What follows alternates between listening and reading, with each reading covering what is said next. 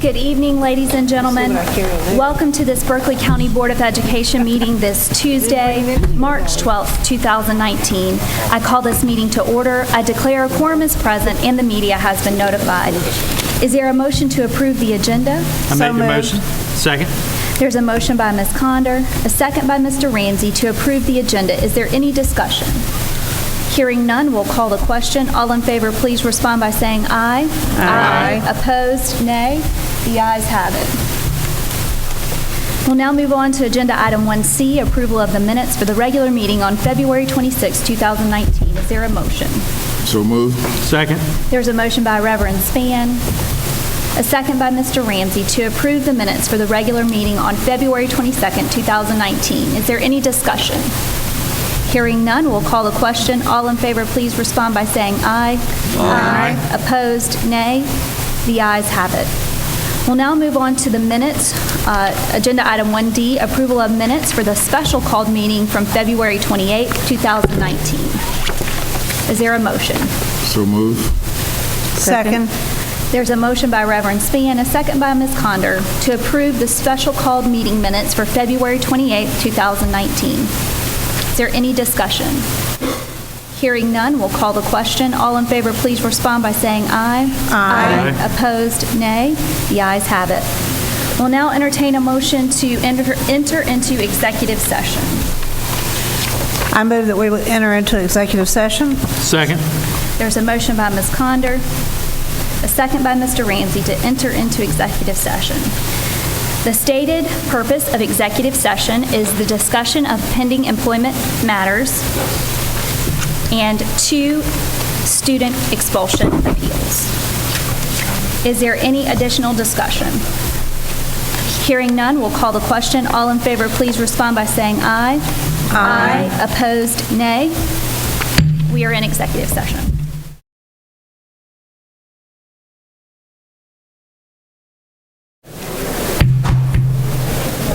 I'll now entertain a motion to return to regular session. So moved. Second. There's a motion by Mr. McQuillan, a second by Ms. Conder to return to regular session. I'd like to state for the record that no action was taken in executive session. Is there any other discussion? Hearing none, we'll call the question. All in favor, please respond by saying aye. Aye. Opposed, nay. We are in regular session. I would now like to invite Ansley Bradshaw from 1st grade, Jaden Williamson from 3rd grade, and Valerie Gutierrez from 5th grade to lead us in the Pledge of Allegiance and then for a moment of silence.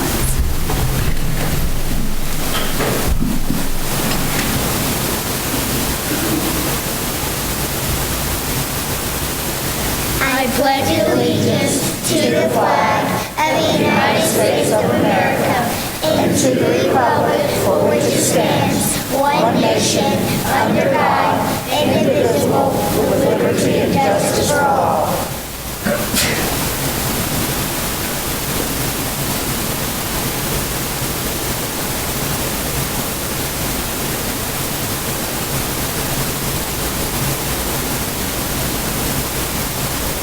Thank you.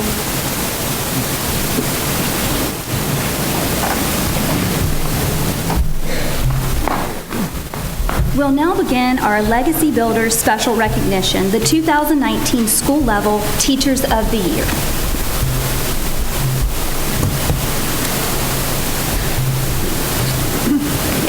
Stand up.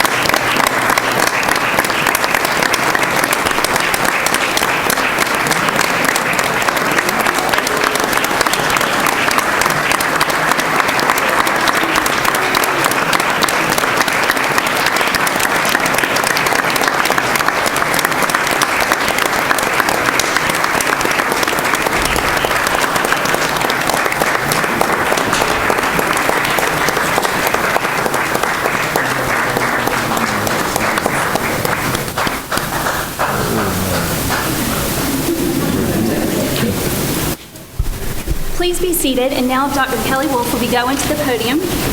Dr. Wolf is serving as our interim Chief Academic Officer. Dr. Wolf. Good evening, Chairman Wofford, Dr. Ingram, members of the board, and special guests. It is of great pleasure that I stand before you tonight to recognize our 2019 Teachers of the Year. This prestigious group of educators have been selected by their peers for their outstanding dedication, leadership, passion for their profession, and for the kids that they serve daily. John Spencer stated, "Your legacy as an educator is always determined by what your students do.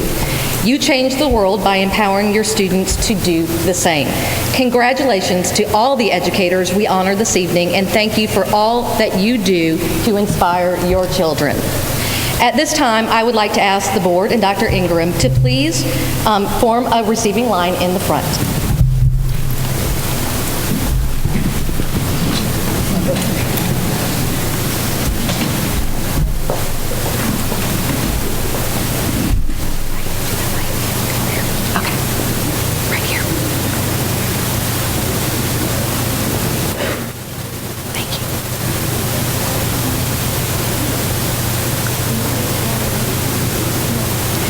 Can we ask Cabinet to come over to the side by the windows? Thank you.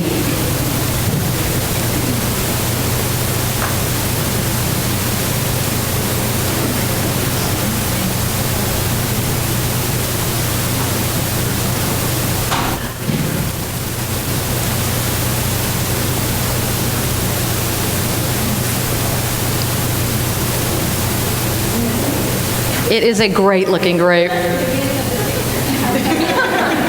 And they actually said they were nervous tonight. I said, you'd have no idea. So this is a great honor. So without further ado, let's start with Berkeley Alternative School, Lisa Sweeney. She teaches 6th through 8th grade science for 19 years.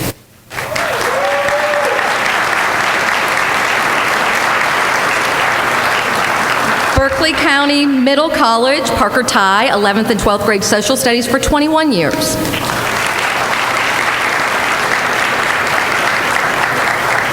Berkeley Elementary School, Kelly Brown, speech pathologist, 10 years.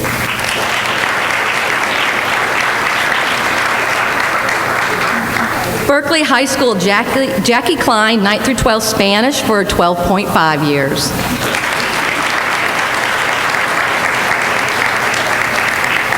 Berkeley Intermediate, Megan Lewis, 5th grade math and science, 7 years.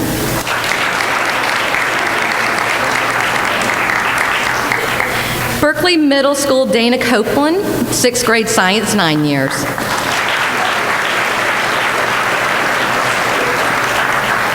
Boulder Bluff, Elizabeth Warner, speech therapist, 17 years.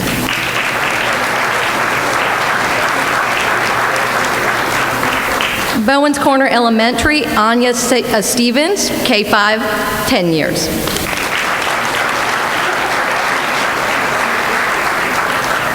Cane Hoy Elementary, Holly Nall, K-5, 10 years.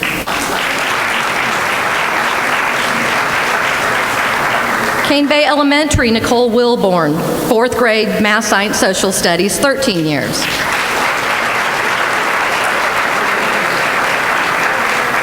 Cane Bay High School, Lindsay Phillips, Special Education, 5 years.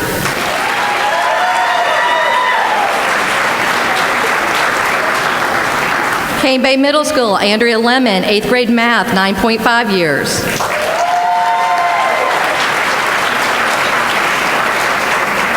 College Park Elementary, Amy Chalmers, Special Education, 9 years. Berkeley Middle School, Rachel Gamble, Special Education, 9 years.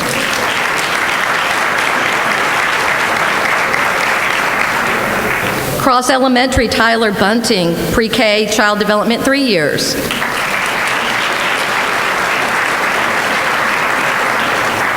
Catherine Lawson from Cross High School, 912 Science for 24 years.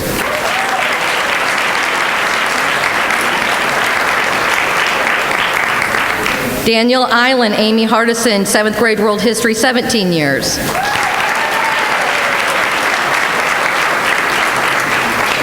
Devon Forest Christy Calvin, 4th grade math, 6 years.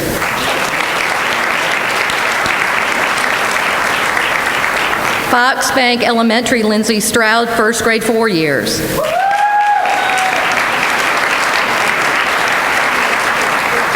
Goose Creek Elementary Jasmine Banks, 1st grade, 7 years.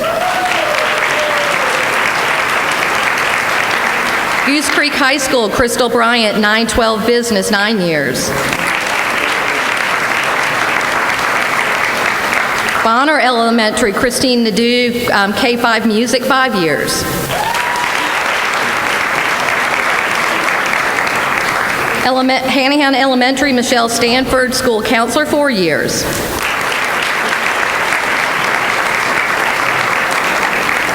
Hanahan High School Allison Formicella, Special Education, 5 years.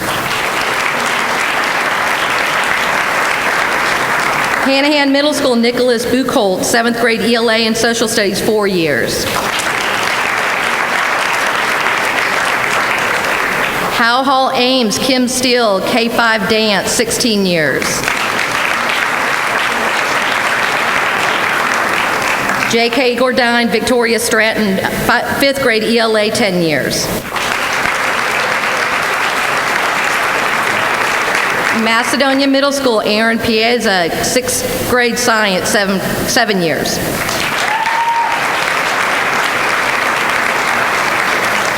Marrington Elementary School Valerie McCann, Special Education Resource, 20 years.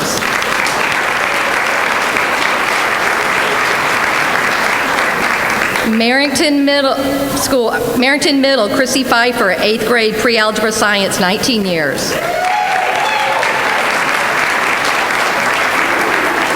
Mott Holly Elementary, Sarah Red, Pre-K, 5th grade Music, 14 years.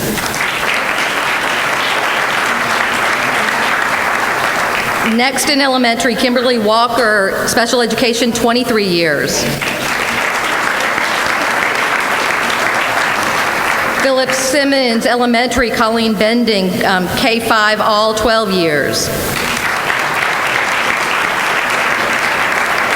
Philip Simmons High School, Eric Hatcher, Social Studies, 6 years.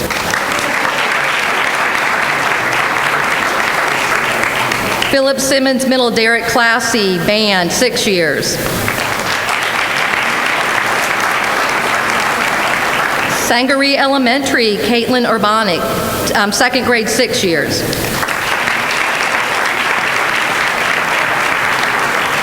Sangaree Intermediate, Thomas McYown, 5th grade ELA, 3 years.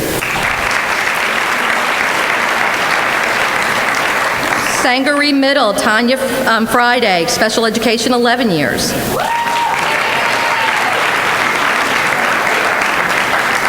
Sedgefield Middle School, Kimberly Scott, 8th grade Science, 7 years.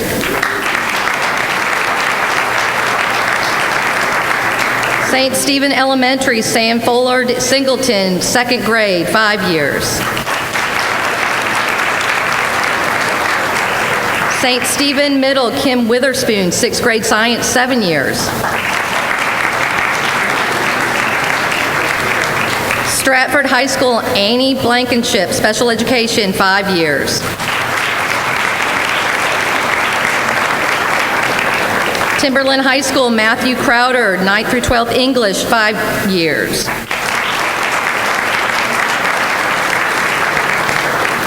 Westview Elementary, Brittany Silver, 5th grade Math, Science, Social Studies, 8 years.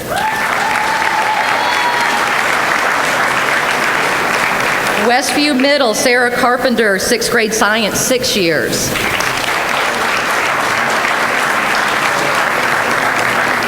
Westview Primary, Brittany Berg, 1st grade, 7 years.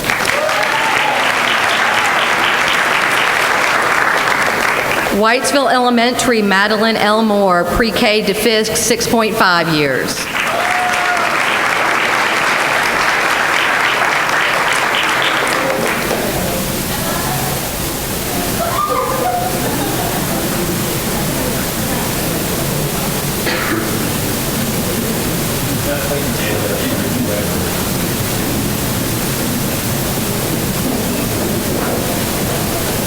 So let's give another round of applause for all of our Teachers of the Year.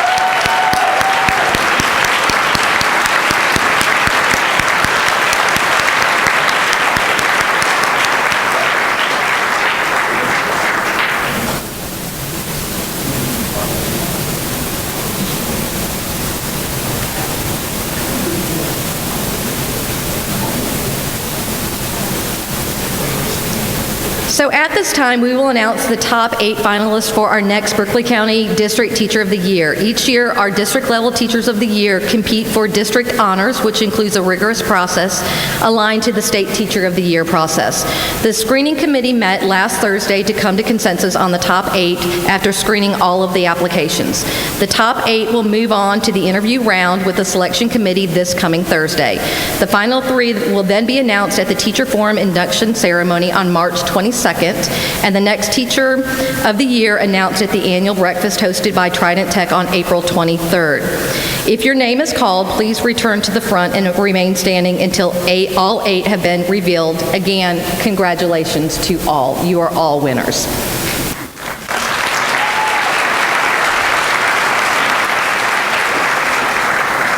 So in no particular order, I feel like I wanted to see you. Daniel Island, Amy Hardison.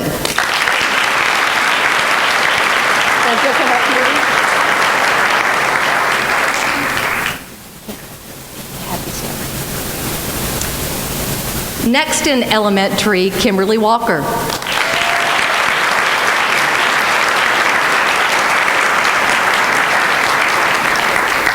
Westview Elementary, Brittany Silver.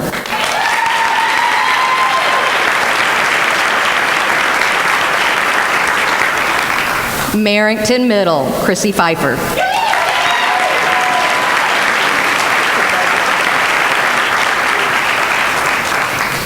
Devon Forest Elementary, Christy Calvin.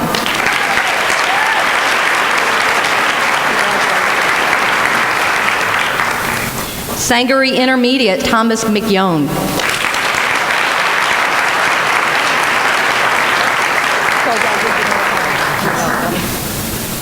Fox Bank Elementary, Lindsay Stroud.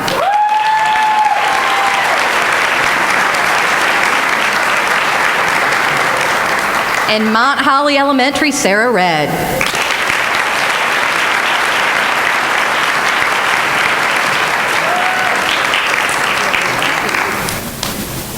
All eyes on me real quick. 3, 2, 1.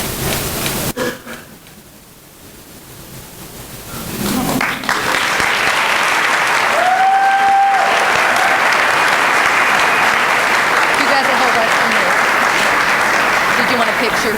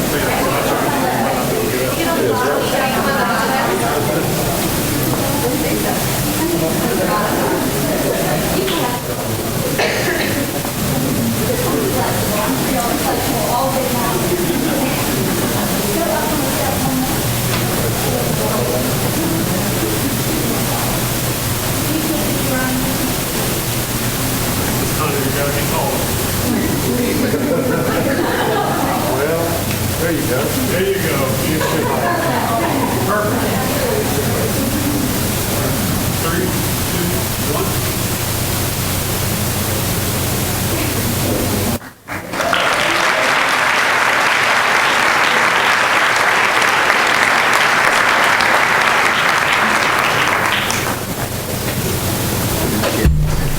Just lastly, congratulations to all you. You are truly leaders of leaders in the best profession. Congratulations.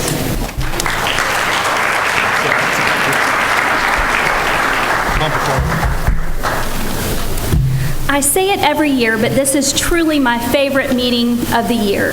This celebration grounds us and reminds us why we serve on this board. Truthfully, the harshest criticism that I receive over serving on this board is the emotion and tears that I share at Teacher of the Year. To those critics, I challenge you, be touched by the core, by our best and brightest and most compassionate teachers, true professionals.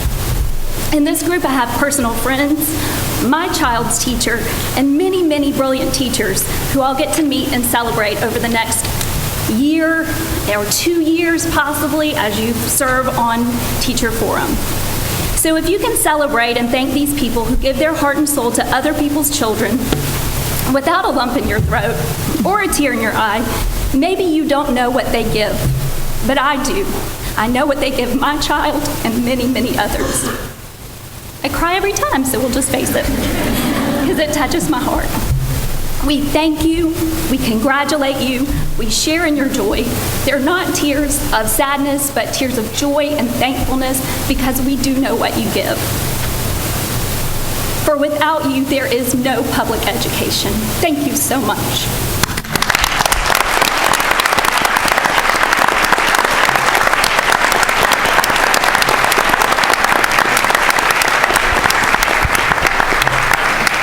And maybe one day my child's teacher won't be sitting in the audience and I cannot cry, but that hasn't happened yet, so maybe one day that will be. But I can tell you I have certainly been blessed that every year one of my children has had a Teacher of the Year. And I think almost every teacher in this district has sometime in their professional life been Teacher of the Year, because we do have the best of the best. So until that happens, I probably won't stop crying, but I will thank you. But if you came to celebrate these wonderful people, now you get to go home, because we're going to do the rest of the boring work of school board and do other things. But if you would like to exit now because you came to celebrate these folks, please take them out to dinner and shower them with flowers. We thank you so much, and we will see you soon to shake hands again.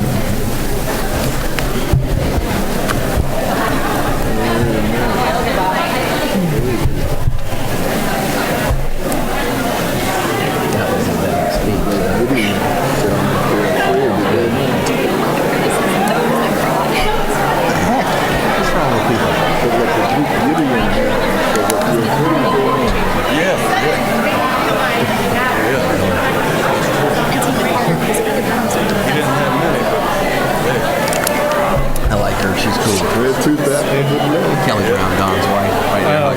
Oh, yeah. She is good patient. Oh, without That's my cousin. kind soul. His first cousin.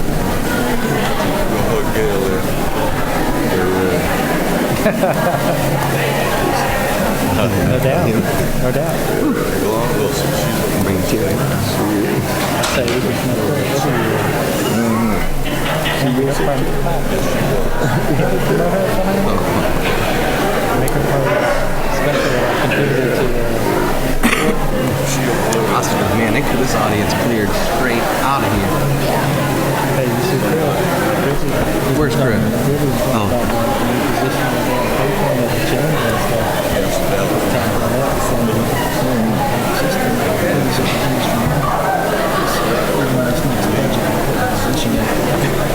You ran, you're like, oh yeah.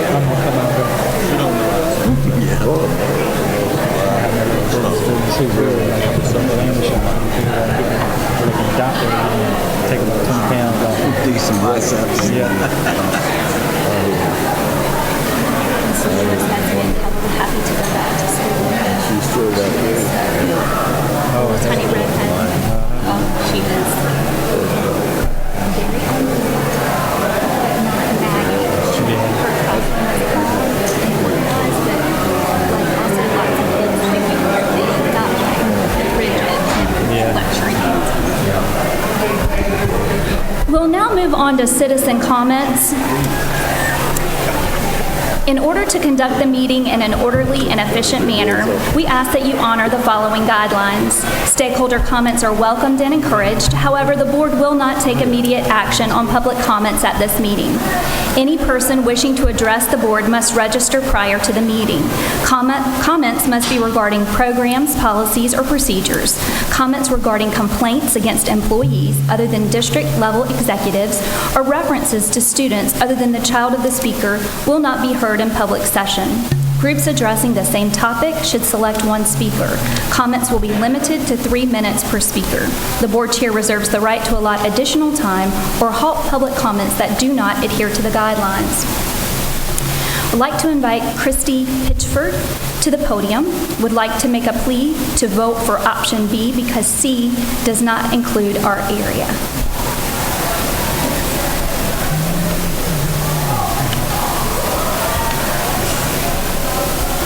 Good evening. Can y'all hear me all right? Is this good? How do you follow that? That was awesome. I'm going to keep with the positivity. I'm definitely not here to be negative. I just wanted to put it out there. We live off of 78, and it's pretty much the furthest point in the zone from Cane Bay. My son went to Cane Bay last year, and it was 30, 35 minutes easy without traffic to get to Cane Bay, even after the boulevard opened, or the parkway. So I got permission to move him to Stratford this year.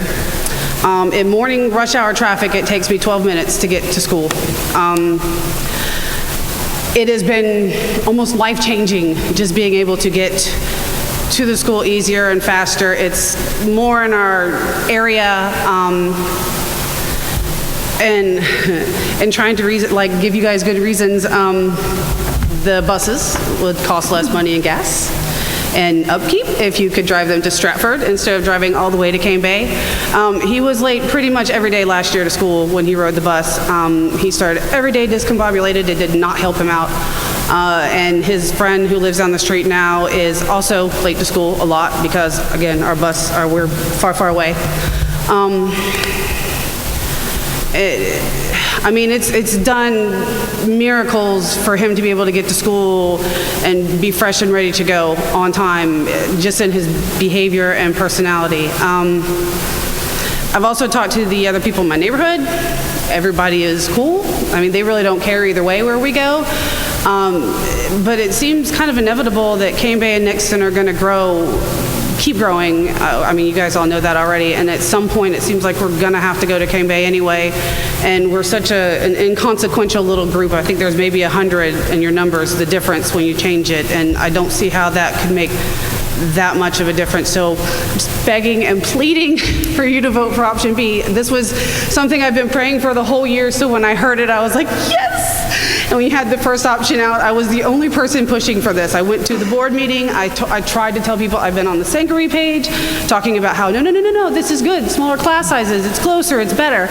And now I'm kind of in a depression because I hear that you might vote for C. So last-ditch effort, please vote for B. Thank you. Thank you so much.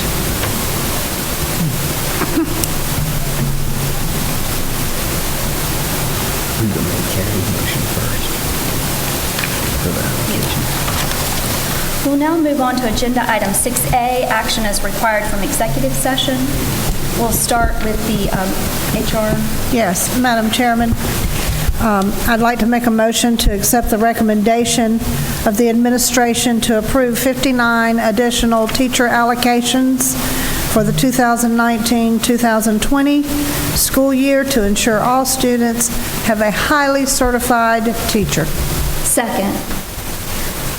There's a motion by Ms. Conder, a second by Wofford. Is there any discussion? Madam Chair, I'd like to say that I think the board is in full support of this measure. It allows the principals at the teacher fair, to actually offer a position for this coming school year, and we fully support our teachers in our efforts to not only recruit them, but to retain them and to pay them an appropriate salary. So we applaud the administration. Dr. Whitley, thank you for doing that. I'm very excited about the timing and recruiting earlier so we can secure positions earlier. I'm glad we're in the position to make this motion in March. Ms. Smith, Dr. Whitley, I'm sure Dr. Wolf, lots of people have been working on this. We're very appreciative. We want to stay ahead and not fall behind and be creative, so I appreciate it. If there's no other discussion, we'll call the question. All in favor, please respond by saying aye. Aye. Opposed, nay. 59 more teachers for next year. We'll now move on to student attendance appeals. I'll now entertain a motion for student number 1. Madam Chair, I move that we allow student number 1 to attend alternative school. Second. I defer. Motion by Reverend Spann, second by Mr. Barrow, to assign student number 1 to the Berkeley Alternative School. Any additional discussion? Hearing none, we'll call the question. All in favor, please respond by saying aye. Aye. Opposed, nay? Nay. The ayes have it. Student number 2. Madam Chair, in the matter of student number 2, I move that we deny the expulsion appeal. Second. There's a motion by Mr. McClellan, a second by Mr. Barrow, to deny the expulsion appeal of student number 2. Is there any additional discussion? Hearing none, we'll call the question. All in favor, please respond by saying aye. Aye. Opposed, nay? The ayes have it. We'll now move on to agenda item 7A, the superintendent's report. Thank you, Madam Chairwoman. Staff, members of the audience, I can't do it as eloquently as Sally, but I too would like to thank and recognize our teachers. Those of us, we got a lot of principals here tonight in support of the teachers, and we all started as teachers at some point. And, when we were born into this world, we didn't even have a choice. We really didn't even have a choice. It was what we were born to do, and I am so proud of each and every one of these heroes who just left, and believe me, a lot of them are going home not to celebrate, but to work, to get ready for tomorrow, and the next day, and the next day. And not to be political, but I was in the presence of the governor last week at a meeting of superintendents, and he talked about getting beginning teacher pay up to $35,000 a year, and then out of almost the same sentence, he bragged about how someone with a commercial driver's license can make $100,000 a year in South Carolina. And my question is, what is fair about that? But at any rate, you know what? We don't do it for the money, and the teachers are going to be here tomorrow, thankfully, and the principals are going to be in their schools tomorrow, thankfully, and staff will be at their places, and we're going to do the very best job we know how to do for the citizens of Berkeley County and the children we serve. It is a privilege. So those of you who are not connected to our school district other than entrusting us to the care of your children, I thank you. It is truly a privilege and an honor to serve your children. So we really appreciate that opportunity. Having said that, we all had a good time at the STEM Festival this past Saturday. It was held at the fairgrounds in Ladson. A lot of our schools participated, and the creativity and ingenuity of our youngsters is outstanding. Glad to see a great turnout there. Last Saturday night, Sue and I attended the Miss Hanahan pageant at Hanahan High. 50 young ladies vied for the crown. Ms. Daniela Vera Martinez won this year's competition. The auditorium was a sellout. On Monday, I visited classrooms at Philip Simmons High School, and I also met with Dr. Dixon. I'm very pleased with his leadership at Philip Simmons High. This morning, I visited Kane Hoy Elementary and observed several classrooms briefly. Ms. Glears is working hard to establish a positive culture at the school. Tomorrow, we have a statewide tornado drill. So somewhere I won't be in place tomorrow, but we'll be ducking under tables and all that stuff. We'll be preparing for. We practice these things, but we do have a statewide tornado drill tomorrow. I will be out of the office for a medical test. Thursday, we'll be observing teachers at Cross Elementary, Cross High, and Berkeley Middle College. Friday, I'll be observing teachers at St. Stephen's Elementary, St. Stephen Middle, and Berkeley Middle. On Saturday, I really want to thank the board for the 59 slots, because we're having a teacher recruitment fair Saturday at Cane Bay High School, beginning, 8:30? 8:30 to 11:30, I think, and we've got, 300 and some registered to come, and we're really looking forward to that. I can't remember them all. 355, is that sign language? I need to take sign language at Cane Bay, Tim. I'll sign up this fall. But at any rate, we're looking forward to that. It's always a lot of fun. Saturday night, I'll be attending the high school version of Clue on Stage at Goose Creek Auditorium. The production is presented by the students of the Berkeley Center of the Arts. Berkeley County Schools has teamed up with the River Dogs to encourage literacy among English language learners and incentivize the students who meet the program goals set forth by the Charleston River Dogs and the district. The goal is to have each student in the EL program achieve the goals for their grade level and allow them the opportunity to attend the River Dogs game in celebration of their accomplishment. I want to invite you to the kickoff press conference and logo jersey unveiling on Monday, March 18th at 10 a.m. at College Park Elementary School, and this is an exciting opportunity for all of our EL students. Board members, and you did receive an invitation this evening to the Teacher Forum induction ceremony to be held next Friday, March 22nd at the Freedom Church in Moncks Corner. The ceremony will begin at 4:30 p.m. And Madam Chairwoman and audience, that concludes my report for the evening. Thank you. Agenda item 8A, temporary committee assignments. We have quorum for all committees. We'll now recess for committee meetings. Is there a motion to recess for committee meetings? So moved. Second. There's a motion by Mr. McClellan, a second by Mr. Ramsey to recess for committee meetings. Is there any discussion? Hearing none, we'll call the question. All in favor, please respond by saying aye. Aye. Opposed, nay. We are now in recess for committee meetings.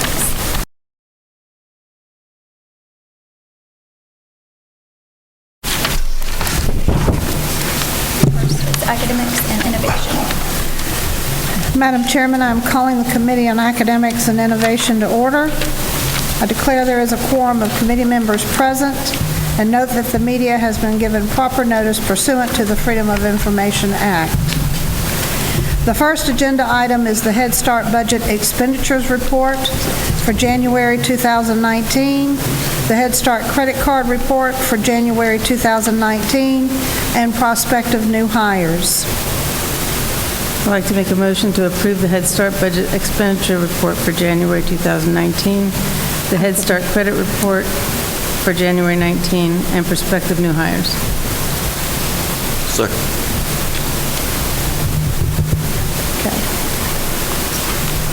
I can barely hear her. Yeah, Ms. Littleton, can you pull your microphone a little bit closer? It didn't pick up. Better? I'm gathering you made the motion. Check. Okay. All right, Dave, you made the second? Yes, ma'am. Okay. All right. We have a motion for the Head Start Budget Expenditure Report for January 2019, Head Start Credit Card Report for January 2019, and prospective new hires, as well as a second by Mr. Barrow. And what is the pleasure of my committee? All in favor, say aye. Aye. Aye. Those opposed, nay. The motion is approved by a vote of 3-0.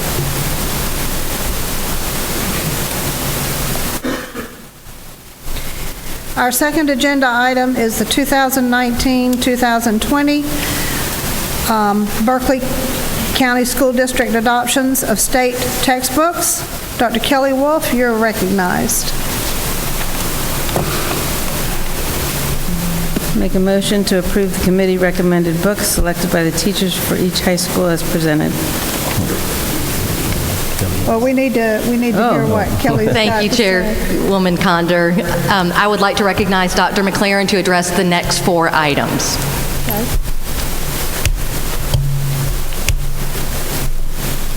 Good evening, Madam Chair, Dr. Ingram, and members of the board.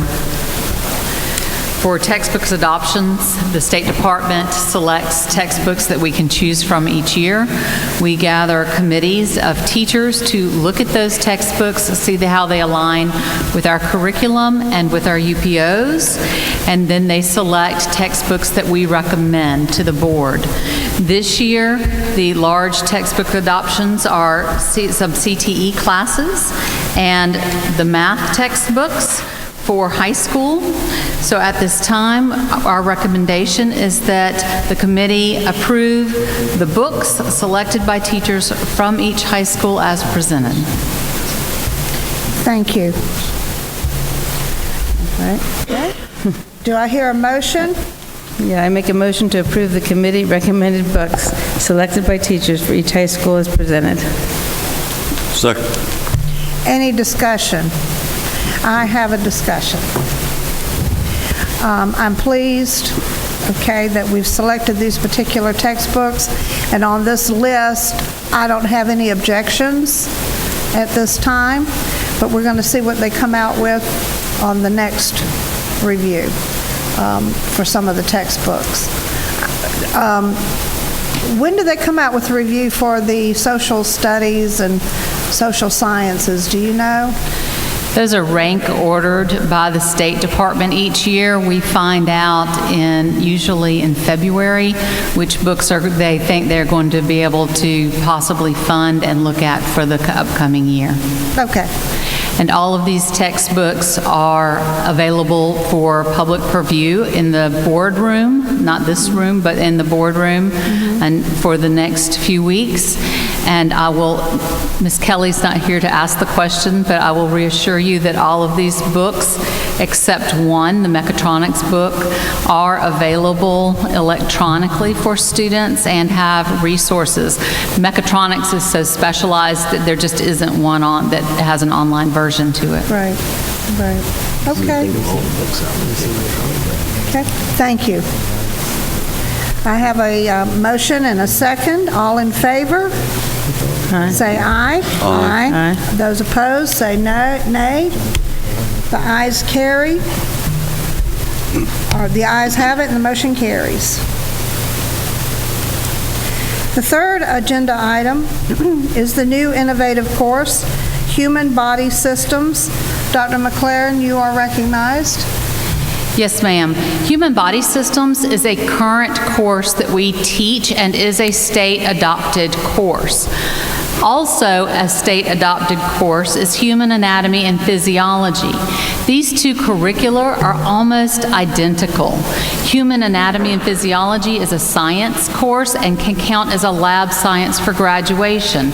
Human Body Systems falls under CTE courses and will not count as a lab science.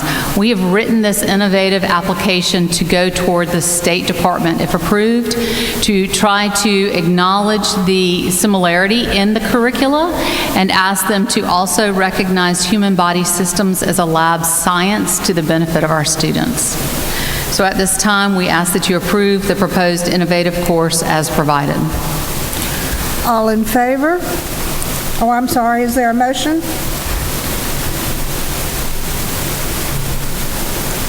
Yes, ma'am. I'll make a motion to approve the proposed innovative course as provided. Second. All in favor? Well, let me ask a question or two before we call the question.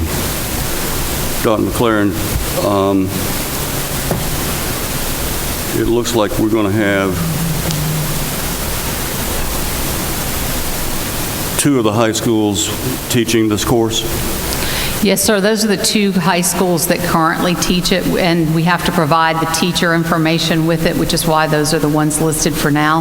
If other high schools, once it's approved, want to come on board, we can resubmit to the State Department. So that's Stratford High and Cane Bay. They currently teach it? Yes, sir, but it is not. What's the reason or rationale to bring it before us if it's already in being taught? They currently teach it. It is a CTE course. It cannot count as a lab science.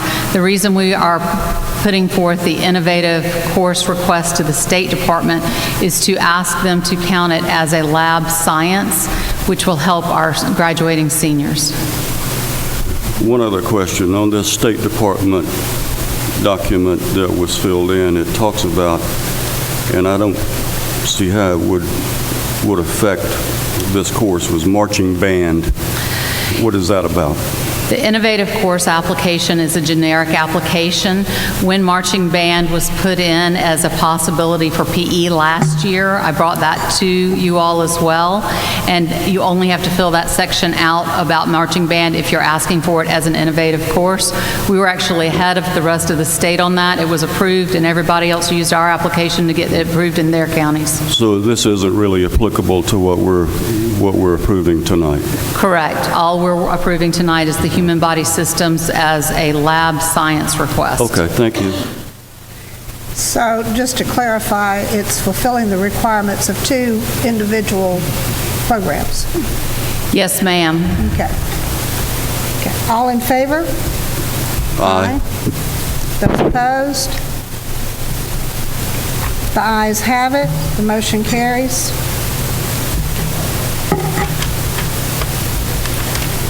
Fourth agenda item is the 2019-2020 Local Board Approved and Innovative Courses. Dr. McLaren, you're again recognized. Each year, the State Department of Education requires the board to approve our locally board-approved courses. These are courses that are not a part of the state's activity coding guide. You have a lot of attachments to this. Any that are new courses, we gave you the whole shebang on the course. The ones that were listed in black have been approved year after year after year in this county. You also see on the full list that Pro Team 7 and Pro Team 8 have lines drawn through them. That's kind of the pre-teacher cadet. We're not getting rid of it. It's going well in the schools that have it, but the State Department thinks it's a good course too, so it no longer has to be a locally board-approved course. It's now in the activity coding guide.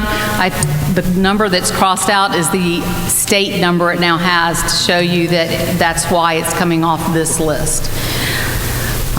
And then credit recovery is also coming off this list as a local board approved course number. It is not allowed by the state. We will get in trouble if we have it. Instead, each individual credit recovery course has its own course number from the state that we are using. So at this time, the recommendation is to approve the proposed 1920 local board approved courses as provided. Do I hear a motion? Make a motion to approve the proposed 2019-2020 local board approved and innovative courses as provided. And I'll second that. I have some discussion, Madam Chair. On the outdoor pursuits syllabus from Berkeley High, that's an intriguing course for me. Obviously, it's an elective. Under which coursework would that fall under the EIGPs? We're proposing the development of an entirely new pathway, the Fins, Fur, and Feathers pathway. There will be more courses coming in the near future. This is aimed at those students who are interested in parks and recreation, at those students who are interested in recreation, in forestry, that side of things. This particular course will be a part of the social studies curricula. Deer hunting techniques, small game hunting, wildlife tracking, very intriguing. I'm mystified by that, but I'm in favor of that. So we did not write this. I would like to say we're original, but there's another high school in the state that already is doing this and is allowing us to borrow their curriculum. We have a wonderful partnership set up, the school has, with a number of different agencies to help offer this course and get the students certified in these areas. it looks like Ms. Bartlett is doing a yeoman's job of some innovative and new curricula at her school. And most of these particular courses are from her school. So I'd like to say that I appreciate her efforts in this, and I'm sure that the other middle schools will fall in line. But I do have one question. I think Dr. Ingram spoke to possible having a pilot financial literacy course at Stratford this coming year for the piloting for the district. I think that was well received by the board, but I don't see that. That is a pilot program that we're doing to include many students taking that course, since it's not a graduation requirement, but it is not a local board approved course. That course already exists and is in the activity coding guide for the state, okay. So it did not need to come in this packet. Very good, thank you. I'm impressed with the civics courses that are being implemented as well. I think that's awesome. It involves the children and giving them a better understanding in how government entities operate. And I think that is an awesome thing to do. And in addition to that, the financial literacy course. I'm impressed with that as well. And I think if parents out there would encourage their children to get involved in these courses, that they're going to see some really positive benefit from that. Yes, ma'am. Our curriculum coordinators have worked hard with the schools, so we're excited about the possibility. Right. Thank you. Okay. If there's no further discussion, let's take a vote. All of those in favor, say aye. Aye. All opposed, nay. The ayes have it. Fifth agenda item is the Cane Bay High Law Enforcement Academy. Dr. McLaren, you are recognized again. Yes, ma'am. And at this time, I would like to welcome Principal McDowell from Cane Bay High and any of his guests that he has brought with him. They can talk about this much more eloquently than I can at the moment.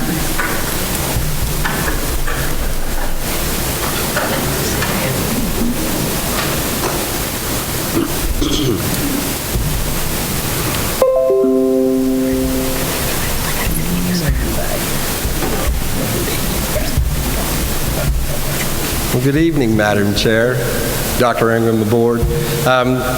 You're going to find this very interesting. Cane Bay High likes to be on the cutting edge with our CTE department, and so we have a program there, the law enforcement, which is sponsored by the Berkeley County Sheriff's Office. We average over 500 students in this track alone. So 500 students a year coming through this program. And our instructor, Mr. Pete Wright, and our assistant principal over Career and Technology, Taylor Bradley, would like to present this very innovative idea to you.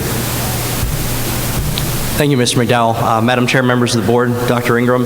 I want to start with a very brief story. I had the luxury of accompanying Mr. Wright last year on a field study to Dorchester's, essentially their CTE, school, where they have the simulator that we're going to propose tonight.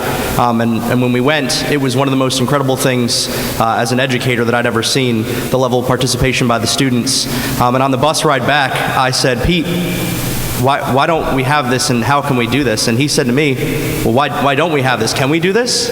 And I said, I don't know. Let's find out. And so this trip started about a year ago with that conversation. And Mr. Wright has done the majority of the legwork, so I'm actually going to turn it over to him to walk through it. And then at the end, myself and Mr. Wright will be available for questions. Thank you. Good evening, Madam Chair, Dr. Ingram, board members. As Mr. Bradley said, my name is Peter Wright, and I'm the instructor for the law enforcement program at Cane Bay High School. Principal McDowell mentioned it, but in 3 very short years of having this program, we have built this program by leaps and bounds. 500 students in the track per year.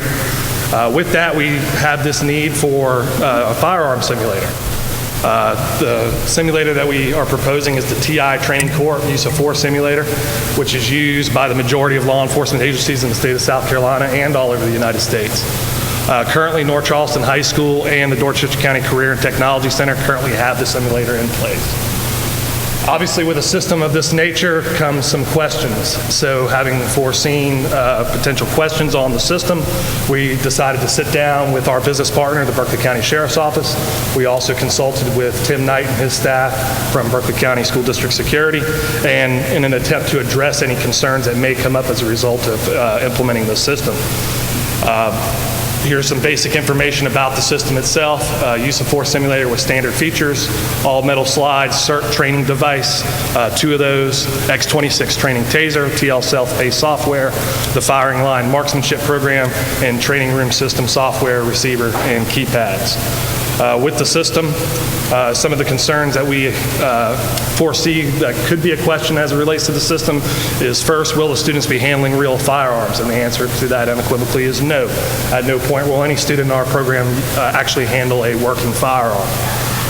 With that, we also foresee potential parental concerns. With that in place, we will have a parent night. We do have safety agreements already in place as it relates to our training equipment. We will offer secure housing for the system and the equipment that goes with the system. Potentially, there is a way to build this system with gore. When I've spoken to the company, we have eliminated that. That is an option, so we would take out any sort of gore that may appear in the simulations themselves. Firearm safety and training students will be trained by the Berkeley County Sheriff's Office as it relates to firearm safety, firearms handling.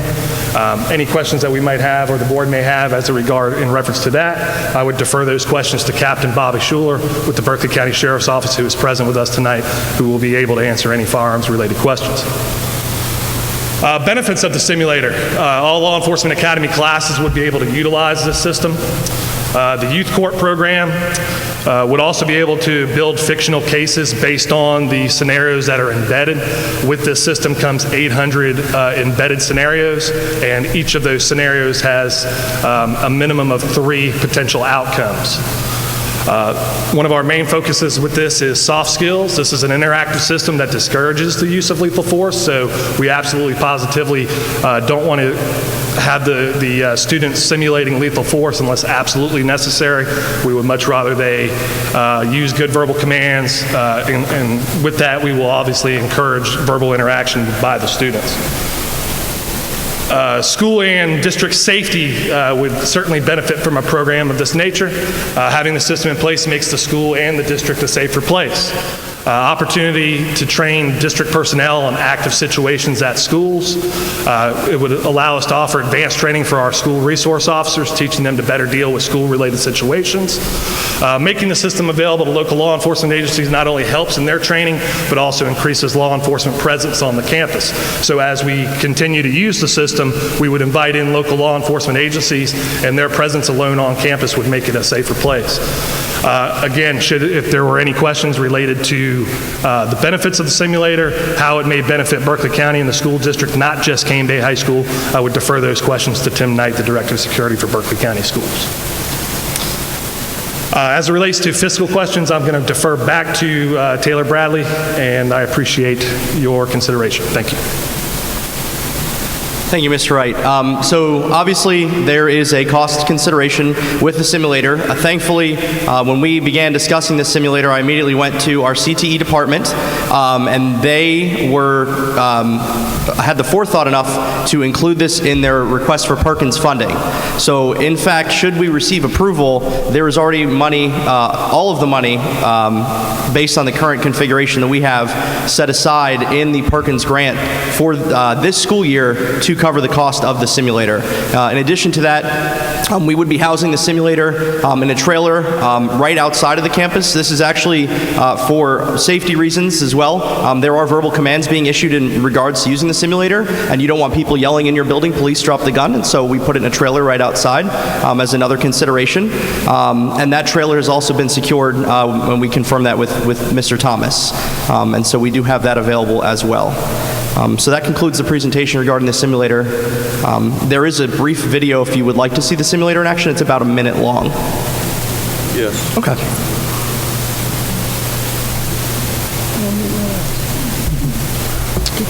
I would have to sign in, and so I cannot show you the video at this time. I'm sorry.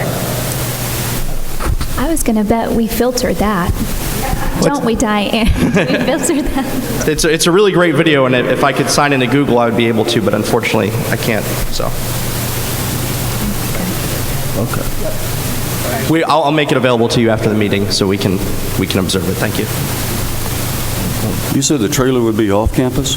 On campus, sir, but right out. So our CTE wing is one of the back hallways, and so we've already walked the grounds with members of the facilities team, and they have identified a space on campus, but immediately outside one of our exterior doors that would allow the students to basically be under a covered awning and then walk directly into the trailer and then walk back from the trailer. The other benefit to this right now, Cane Bay High School is the only school in the county that offers the law enforcement program, but this is not a simulator for Cane Bay High School, it's a simulator for the law enforcement program because it would be purchased with CTE funds, and so it being in a trailer would also allow other schools to come in and utilize the system with minimal interruption to Cane Bay High School should another school develop a CTE law enforcement program as well. Is there any extra cost for an instructor, or we have the current staff doing that? Sorry. Mr. Wright has all the training. Actually, with the cost of the simulator, they actually fund the training for 2 instructors, and so that is included within the cost. And Mr. Wright, we actually have 2 law enforcement instructors, Mr. Wright and another who is not here, but they would be the ones to receive that training at our level, and then we could provide it to others if necessary, again, if there was another program in the district. Are there any ongoing costs associated with the simulator, like updates, yearly maintenance, et cetera? No. So the cost, I believe, is an all-in cost. They provide free updates when they become available. It starts with about 800 scenarios, and they update them based on things that are happening. And so you'll see new cases being presented related to current case law that's developing around the country based on different situations involving law enforcement. But the costs that are associated are one-time upfront costs. How many students would be interacting with the simulator at a time?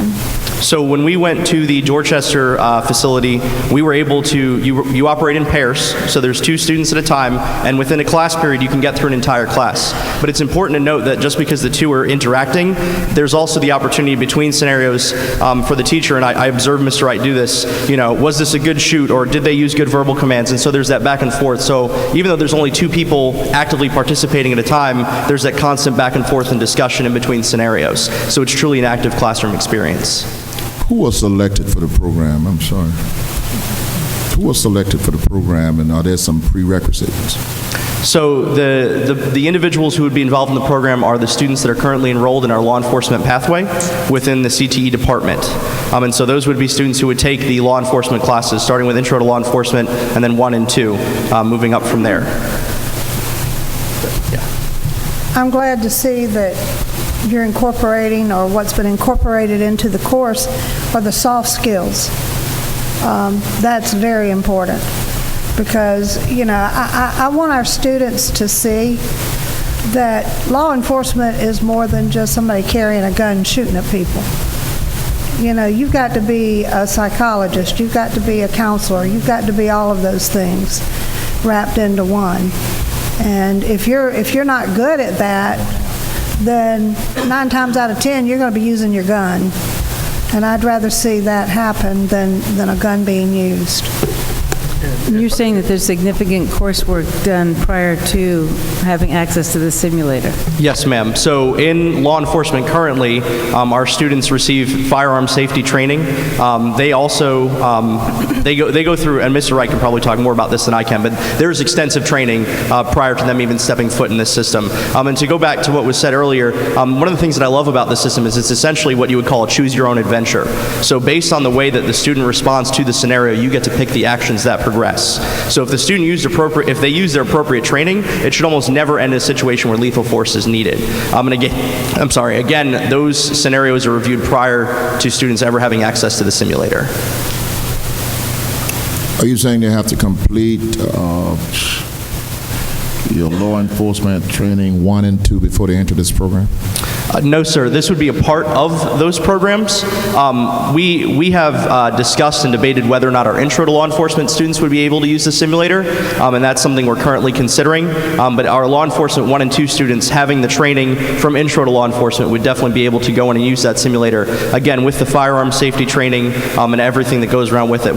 Although these guns are facsimile guns, they are not real guns. They have different colored slides and everything like that. They just need to be enrolled into the program? Yes, sir. They would be enrolled in the program and yes, sir, receive the training within that program. That's and all correct. The teachers are law enforcement officers? Former law enforcement, yes, sir. Mr. Wright, yes, sir. Mr. Wright and our other teacher, Ms. Buchanan, are both former law enforcement officers. You mentioned parent night. Are you currently having parent night, or you will have parent night? We have not yet had a parent night because parent night would be applicable to this simulator. We currently have the firearm safety contract in place because they do use facsimile guns. We actually have 2 students here tonight, and you'll see they're carrying like blue fake firearms on their hips. So those are our explorers. The parent hadn't witnessed this program or classes or anything of that sort? No, sir. Should we receive approval, that is something we are 100% putting in place so that they can observe how the system works in action prior to actually utilizing it in the program. Can you introduce your students to us? Yeah. Over here? Yeah. Yeah, so tonight we have 2 students that were a part of the law enforcement program. They are also part of the Berkeley County Sheriff's Office Explorer Post. With us tonight we have Lexus Dobbs and Lancey McClary.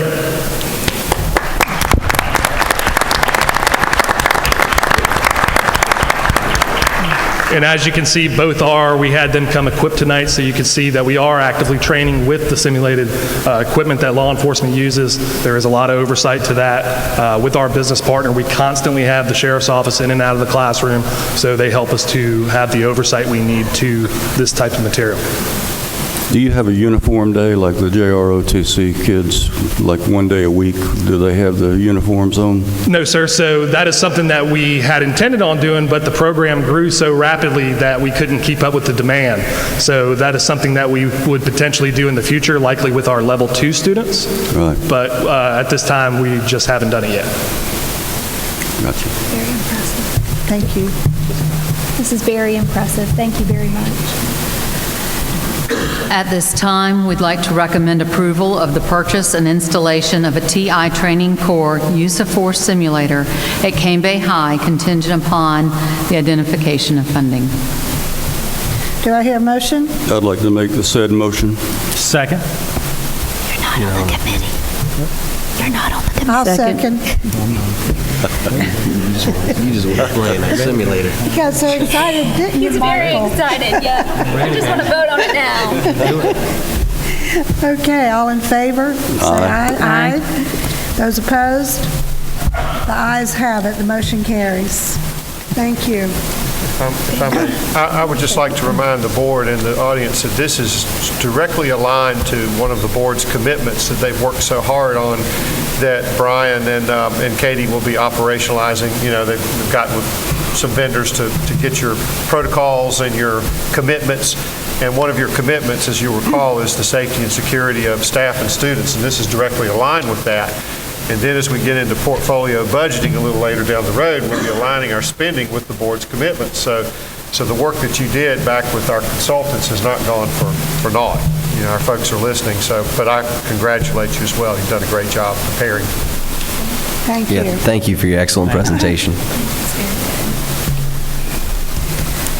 Sixth agenda item is proposed Cane Bay Middle and Cane Bay High School schedule shifts. Dr. McLaren, you're recognized. Yes, ma'am. I'd like to invite Ms. Bartlett, the principal of Cane Bay Middle, to come up. These 2 schools are looking at shifts in their schedule. This is an item for information tonight. Ms. Bartlett at Cane Bay Middle has been racking her brain on how to make sure that she fits all of her students into her school next year within our given time frame, and that they all feel welcome and have an actual classroom. And right after her will be Mr. McDowell again from Cane Bay High to talk a little bit about the Power Hour concept that's going on throughout the state and that they would like to pilot next year. Good evening, Madam Chair, Dr. Ingram, and board members. As Dr. McLaren shared, we're trying to share with you some changes we'd like to make to our schedule for next year. I want to begin by recognizing the team of teachers and administrators who came with me tonight. They've been instrumental in helping sort through lots of options as we look at having about 1,400 students on campus next year in a building designed for about 900. So we've been pretty busy. I also want to thank the district office, Dr. McLaren in particular, and Dr. O'Gorman, although he's gone. They were very helpful, along with our colleagues at Cane Bay High, because a lot of these ideas are ideas that currently exist in our high school, and so we leaned in on their expertise, and they were very helpful and have already agreed to be continuing supports as we go through this. I'm actually going to go forward to this slide first, because I think it'll be easier for you to see. I'm going to use my principal voice. Nope. This is our current won't be on the. This is our current schedule, and you can see that sometimes these classes stack up on top of each other, but most of the time they don't. And this leads to space inefficiency. One classroom might be empty, but I can't really use it for another class because of when students are moving. So the idea now is to go to a modified block schedule so that the classes stack on top of each other so that literally every period of every day, every classroom can be in use. We did verify that this will hold 1,400 students. It might go a little further, won't go too much further. Dr. Ingram had Jimmy Henson come with me, and we went through the building together and verified that I had really gotten this correct before we brought it to you. But this is really the big idea behind all of it, is to get those classes to align so we maximize our space use. We are going to have about 1,400 kids. We will add we have requested 4 more modular classrooms. That brings us up to 18 total. We've already started sharing spaces, workrooms, small classrooms, our media center, and the big challenge is how do you continue to get more children into campus comfortably, provide them with an excellent classroom environment without having building access at this point. So this would allow us to maximize space. It minimized impact on other students' transportation and district services and procedures. One of the challenges was that we thought about staggering our schedules and tagging on to the elementary time and the high school times to kind of have students arrive at split times, but that would add burdens onto transportation. It would shift how teachers came onto campus. It would change how parents experience our schedule and students experience our schedule, and it got very messy very quickly. So this was really the simplest, most efficient means to accomplish the task. In addition, we'll actually gain 15 minutes of class time in every core content area, and students will still have the same amount of time that they currently have in our related arts. So this was literally the least impactful, most cost efficient. We do need to open campus about 10 minutes earlier, so instead of 7:45, we would open at 7:35, and transportation has also already verified that they can do this. We would need to reduce our lunch serving time from 2.5 hours to 2 hours, and again, Child Nutrition Services has already said they will make this happen for us. And we will need to create 10 office spaces, outfit our new modular rooms, and provide some additional marker boards in our existing classrooms to make it possible for a teacher who's floating into a classroom for only one period to have a designated space to work both in that classroom and also when they have their planning period to have a separate office to go to, not individual, but a place to go and work, so that when a teacher would normally stay in their room during planning or meet in another teacher's room, that option won't exist for us. So we needed to give them a place to work, and that's those 10 little offices. And of course, furnishings and things for the new modular classrooms, 4 more. That means we need 37 workstations, 4 classrooms, and about 30 marker board installations to make this happen. Ms. Bartlett? Yes, where ma'am. did the 15 minutes come from? It actually comes from a reduction of, because we need to stack those periods, we currently have a period at the beginning of the day that we use for flex time, and we're kind of shifting some of that around and using it in the class period so we get that maximum stack. Okay. Thank you. Any other questions? Any discussion? I'm sorry, and you feel like it does leave enough time to eat? It does. In fact, we know we're going to have to be creative about where children go for lunch, but we will have plenty of time to eat lunch. That was a critical piece, because we don't want kids having to gobble down food and then run to the next classroom. And it's what you'll notice if you go back to that previous picture, that's your longest block of time, and each grade level also has 15 minutes of flex time. So if we really got into a pinch, we actually have a little bit of wiggle room in that period. That's good. Tell us again how you're going to handle the teacher workstation. Yes, sir. So under normal circumstances, a teacher would teach in their classroom 4 class periods, and then the 5th period would be their planning period, and the room is normally empty, so they can stay in there and work on plans and such. In this scenario, I might be in that classroom teaching for 4 periods, but when I'm not teaching, Dr. McLaren might come in and would be using that classroom for a different course. I would then need to leave that space and have some place to work during my planning period. That's what those little offices accomplish. So where will it go? Where are they? They are literally in every small space that we have available. That's a place where Cynthia McBride, who is the assistant principal and logistics magician at Cane Bay High, came over to our school, and we literally walked through, and I am using custodial closets and storage closets, and we're revamping them to be effective as small office spaces. Those places will be furnished and air conditioned? Yeah, oh, yes, sir. Yes, sir. Absolutely. You know, we just celebrated Listen, I love my teachers, and I need them way too much. We need to look after them as best we can. Yes, in fact, the bulk of the funds for this project the need is really in those 10 offices to make them comfortable, workable spaces, because we don't want to do that to our teachers. That would be grossly unfair in light of their service and the support they're giving to this process. And this is just the beginning, because those numbers that you look at on that capital facilities plan mean that you're using every classroom every hour of the day. So this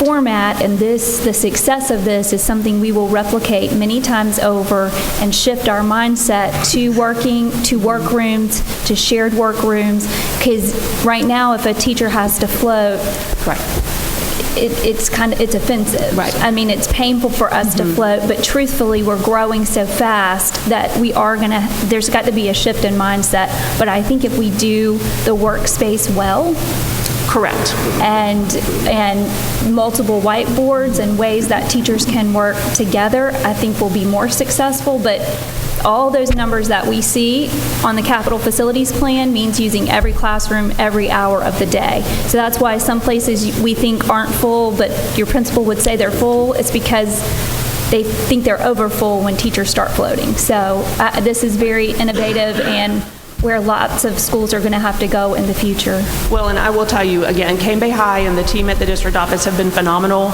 Every person we've had to go through to say, hey, do you think you could pull this off? They have been amazing, truly amazing. And they've helped us all this year. I mean, right now we have students being taught on a regular basis in our media center, 60 children every period, and this eliminates that for next year. I can't promise anything past that, but that was our goal, was how do we get that back so it really can be the flex space that Learning Commons area should be. What has been kind of nice about this experience is that our teachers are starting to look at their spaces differently. We have had teachers who float and share space at the high school come and talk to our teachers to help them understand that shift in mindset. And so far I have to say they have been enormously supportive and understanding because they live that challenge every day. So I'm confident we can make this work with I want to invest the money in what we need in the teacher workrooms, because I think that's our key to really this being a successful shift in mindset, is knowing I have a place to go sit. I'm not in the broom closet with no light or air conditioner or whatever. Same thing you're saying. I have an more than adequate workspace where I can sit down, have a pleasant space, I can enter grades, I have my things available. I think that's important. So absolutely. Very innovative. Ms. Bartlett, are you're not going to have to encumber any of your school funds for these spaces and the furniture and computers and so forth? Should it be a part of the capital projects? I have actually sent a memo to Ms. Smith and gotten her feedback on it to share with all the other departments involved. Mr. Thomas is already working on our modulars, which would include the furnishings. And again, I've already spoken to Mr. Henson as well, who has reviewed our building with me to make sure that we've thought through all the corners. So I've gotten a lot of support in that direction. But we will definitely need funds, and I will certainly support that, but I don't have the big pockets. That was my point. We need to fund those for you and not require you to use your funding for your school for instructional supplies for any type of furniture or computers for those spaces, because that's really not something that you're You're Not in my budget. You want the children, but not that many of them. And you know, we need to accelerate this building project, because I think there's 19 classrooms scheduled for your building. 18 total modulars in place once we add the last 4. I'm talking about building 19 new classrooms. Oh, yes. Oh, wow. We need to get that started. That's a part of it. I'm not breaking any news. That's part of the 5-year plan. Well, and if you consider that we'll have 18 trailers next year, those are your 19 classrooms. We need to accelerate our project, yes. Thank you. Thank you, sir.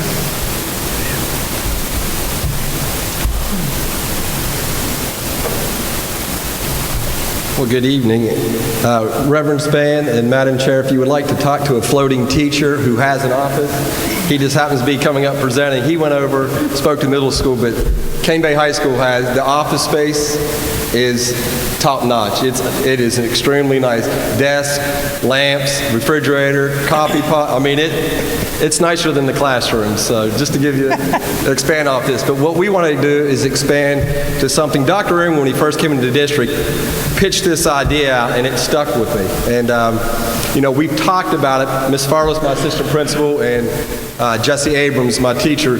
Kelly and I have talked about this for a while, and then she ventured out with the committee and visited Ashley Ridge High School, Somerville High School.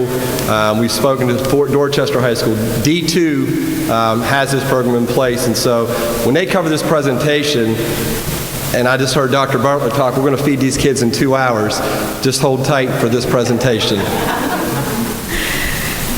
Hello, Madam Chair, board members, and Dr. Ingram. I am Kelly Farless, one of the assistant principals at Cane Bay High School, and where are you? And this is Jesse Abrams, one of our floating teachers, and we represent half of a committee of 4, where this entire school year we have been working very closely with Somerville High School mostly to look into how they handle what they call ILT and SLT.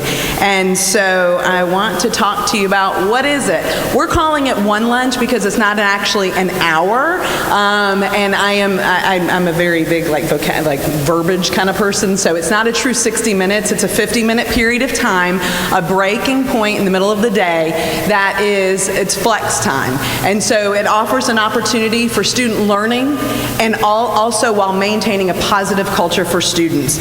It offers the students an opportunity to get extra academic assistance, to participate in clubs and activities, all during the school day. And so, good lead-in, why is this a good idea for students? Well, a lot of kids aren't able to stay after school or come before school for tutoring because that big yellow fella is what gets them to school and gets them home, and they don't have, they don't have the opportunity because of transportation to stay before and after school. Oh, goodness gracious. So what this does is this allows them to be able to get that extra help, that tutoring, during the school day. It allows them to participate in clubs and activities during the school day. It allows them to have the opportunity to socialize. There are a lot of kids that don't have a lot of friends in high school.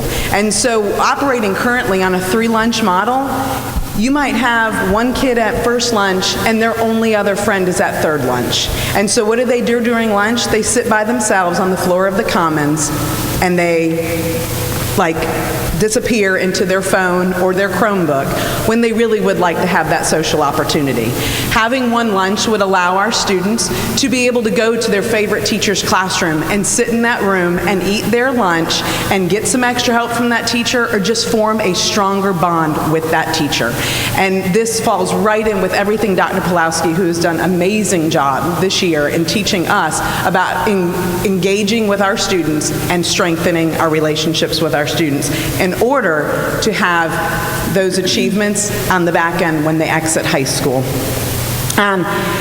Okay, so then we go to the next one about why is this a good idea for the staff? We love our students, but our students are nothing without great staff behind them. Our staff, as we know, have worked tirelessly. We've mentioned this a couple times already about many of them maybe went home to go grade some papers and prepare for lessons tomorrow. We ask our teachers at the high school to give us tutoring hours of when they're available before and after the school day, before 8:15 and after 4:15. This allows them to not have to do that anymore because they can see their students during the school day, during this 50-minute flex time. And this just opens up so many more opportunities for, again, the teachers and the students to form stronger bonds, for the students to increase their academic achievement, and for them to be successful post-high school. For staff, they have decreased duty responsibilities. We function on 3 lunches at Cane Bay High School currently, and that means we have to have the same number of staff available to monitor the building during each of those 3 lunches. With 1 lunch, we decrease the number of staff that we have to use. According to our team's calculations, we are able to go from staff members having duty every other week, which means not having a real lunch, to them being able to have duty once every 6 weeks.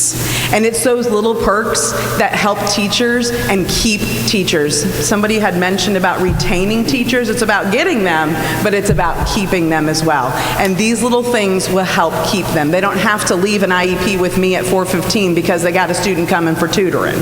They're able to stay and get the job done and do it all during the hours of the workday. And then again, it offers them the ability to build stronger relationships with their students. And so finally, we get to the cost part of the equation.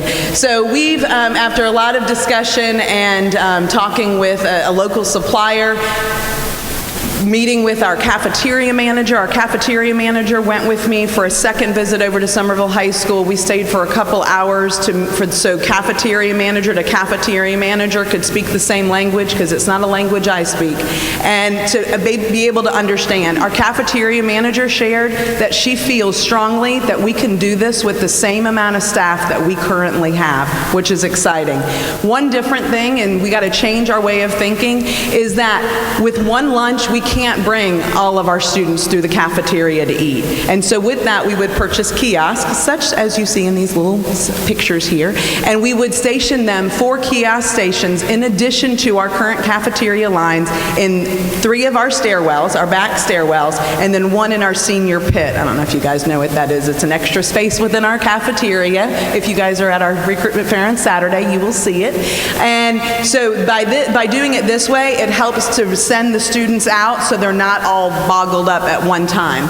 Our calculations show that 1/3 of the student population is going to be with teachers for tutoring the first 30 minutes of that 50-minute flex time. So that just helps to even out the numbers and the flow so that not all 2,100 students of ours are all getting lunch at the same time.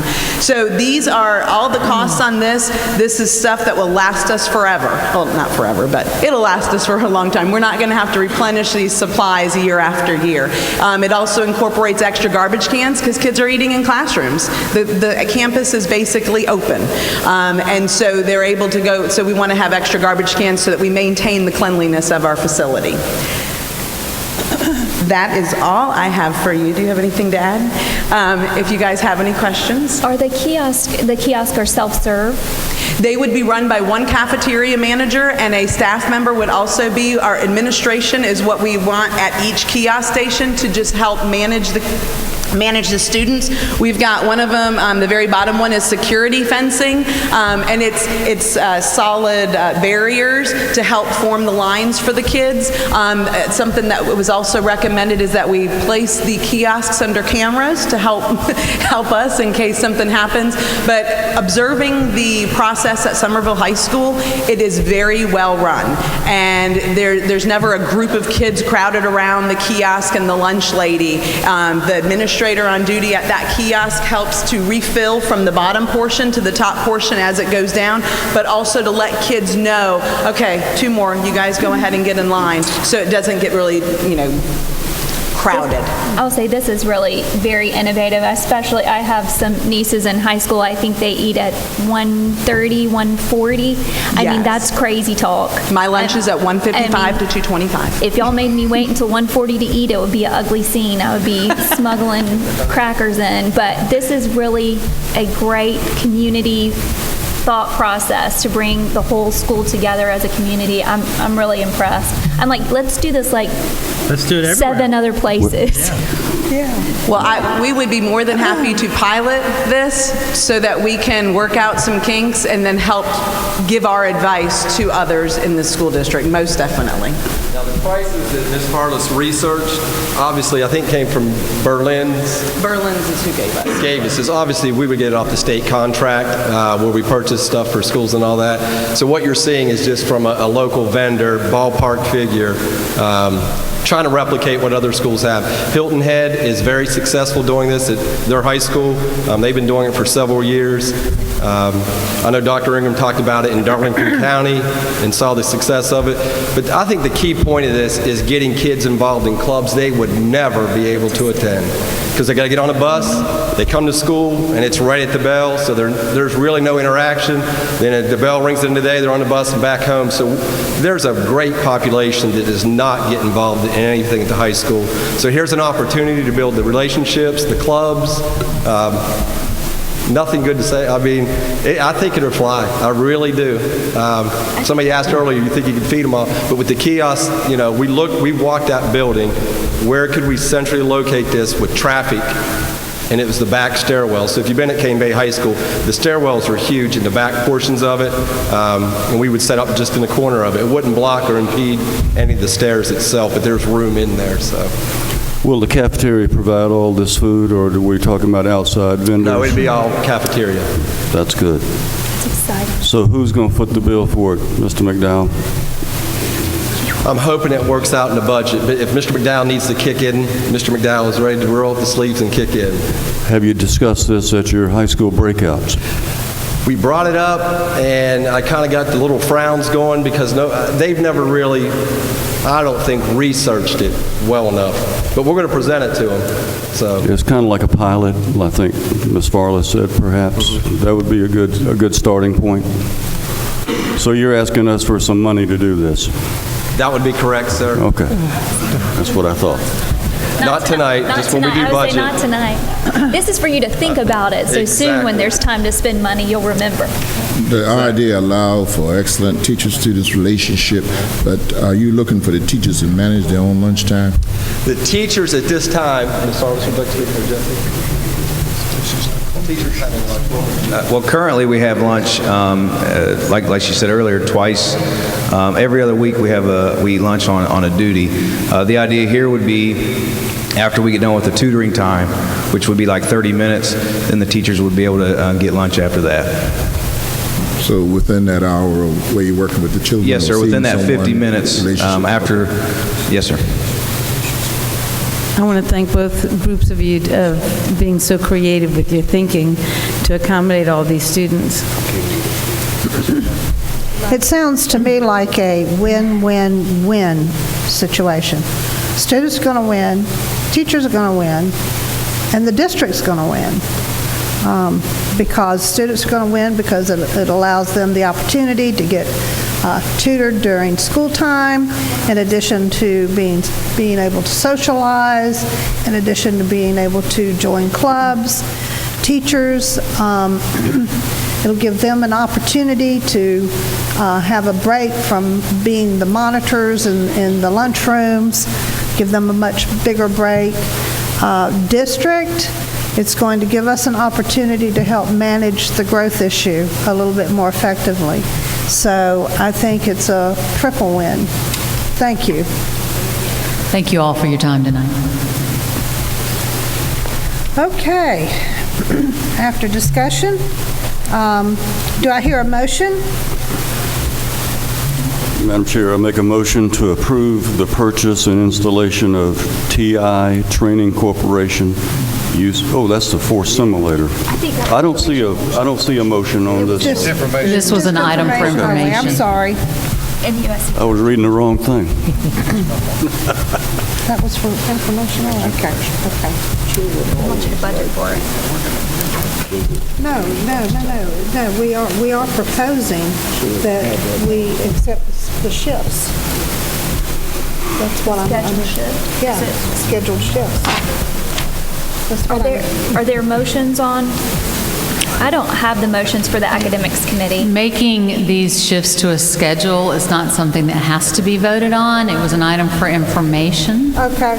I just wanted to make sure. Yes, ma'am, we just wanted to make sure you all knew and liked what we were thinking about doing. Okay. All right. Thank you. Thank you, Doc. I see. My bad. One more. Our 7th agenda item is the MUSC Telehealth Services Update. Mr. Jackson? Oh, there he is. Wanted to help you out a little bit. Good evening, Madam Chair, Dr. Ingram, and members of the board. And this is for information only, right? This is for information, yes, ma'am. We've taken all of the action previously, just giving you an update in regards to where we are. So during the summer of 2018, MUSC and Berkeley County School District engaged in conversation to implement the telehealth program into our district for the purpose of serving our students. Telehealth uses advanced technology and the expertise of medical professionals to remove the barriers and provide patients that lack transportation to visit the doctor's office and provide them with health care. So tonight we have with us Ms. Kelly Garber from MUSC. She is the lead nurse practitioner for school-based health, and she will provide an overview in regards to the program and give you an update in regards to where we are with the implementation. Thank you. Good evening, everyone. It's my pleasure to be here on behalf of the South Carolina Telehealth Alliance and the MUSC Center for Telehealth to discuss the expansion of school-based telehealth into Berkeley County into 3 schools in the fall of 2019. Before I begin a brief PowerPoint presentation, I'd like to show you a video about the program in one of our other rural counties, Williamsburg County, because I feel like really seeing the video, the picture is worth 1,000 words, as they say, and that will help frame the rest of our discussion.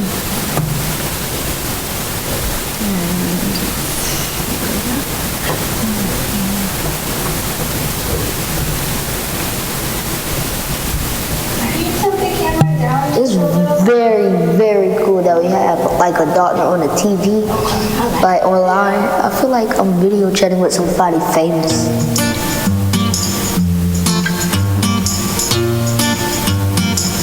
School-based telehealth is a service provided through MUSC that serves children in rural and underserved areas. In my area in Hemingway, a lot of parents work out of town.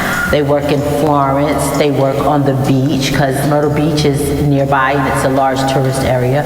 So a lot of times when children are at school and they become ill, there's not any recourse. By the time the parent gets from wherever they are, say it's Myrtle Beach, they ride public transportation there, so they don't have transportation to come and get their child, then the child can be seen by a medical professional at school where they are.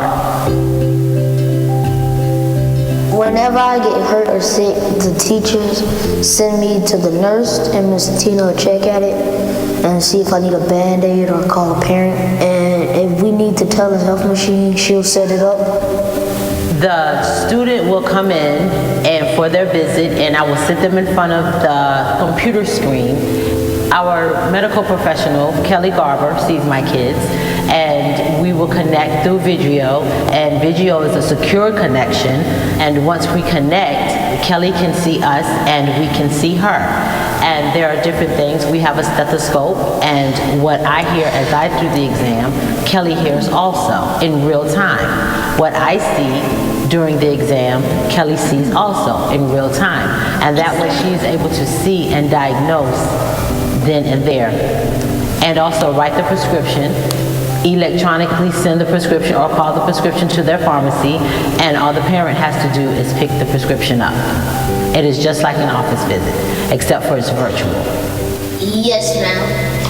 I'll describe the telehealth consultation by, I think it's cool, and I don't have to wait for about 25 minutes like they do in the doctor's office.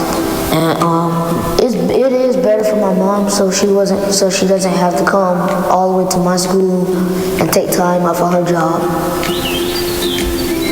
Being in the rural areas, the closest pediatrician is probably 30 miles away. I mean, we have a medical office, but the closest pediatrician for the children is at least 30 miles away. And also, with a lot of parents having to work, I mean, we have to work, we have to go to work. Sometimes it's hard to take off days when you have other things, like you might have more than one child. It's hard to take off for illnesses and something. And if they're already at school, and the nurse can see them for a problem they may have, it could be easier, very beneficial. What's the next color top? Black. What continent? The telehealth consultation helps me in my daily life because they basically just heal my life, really. They basically heal me a lot and it makes me feel better.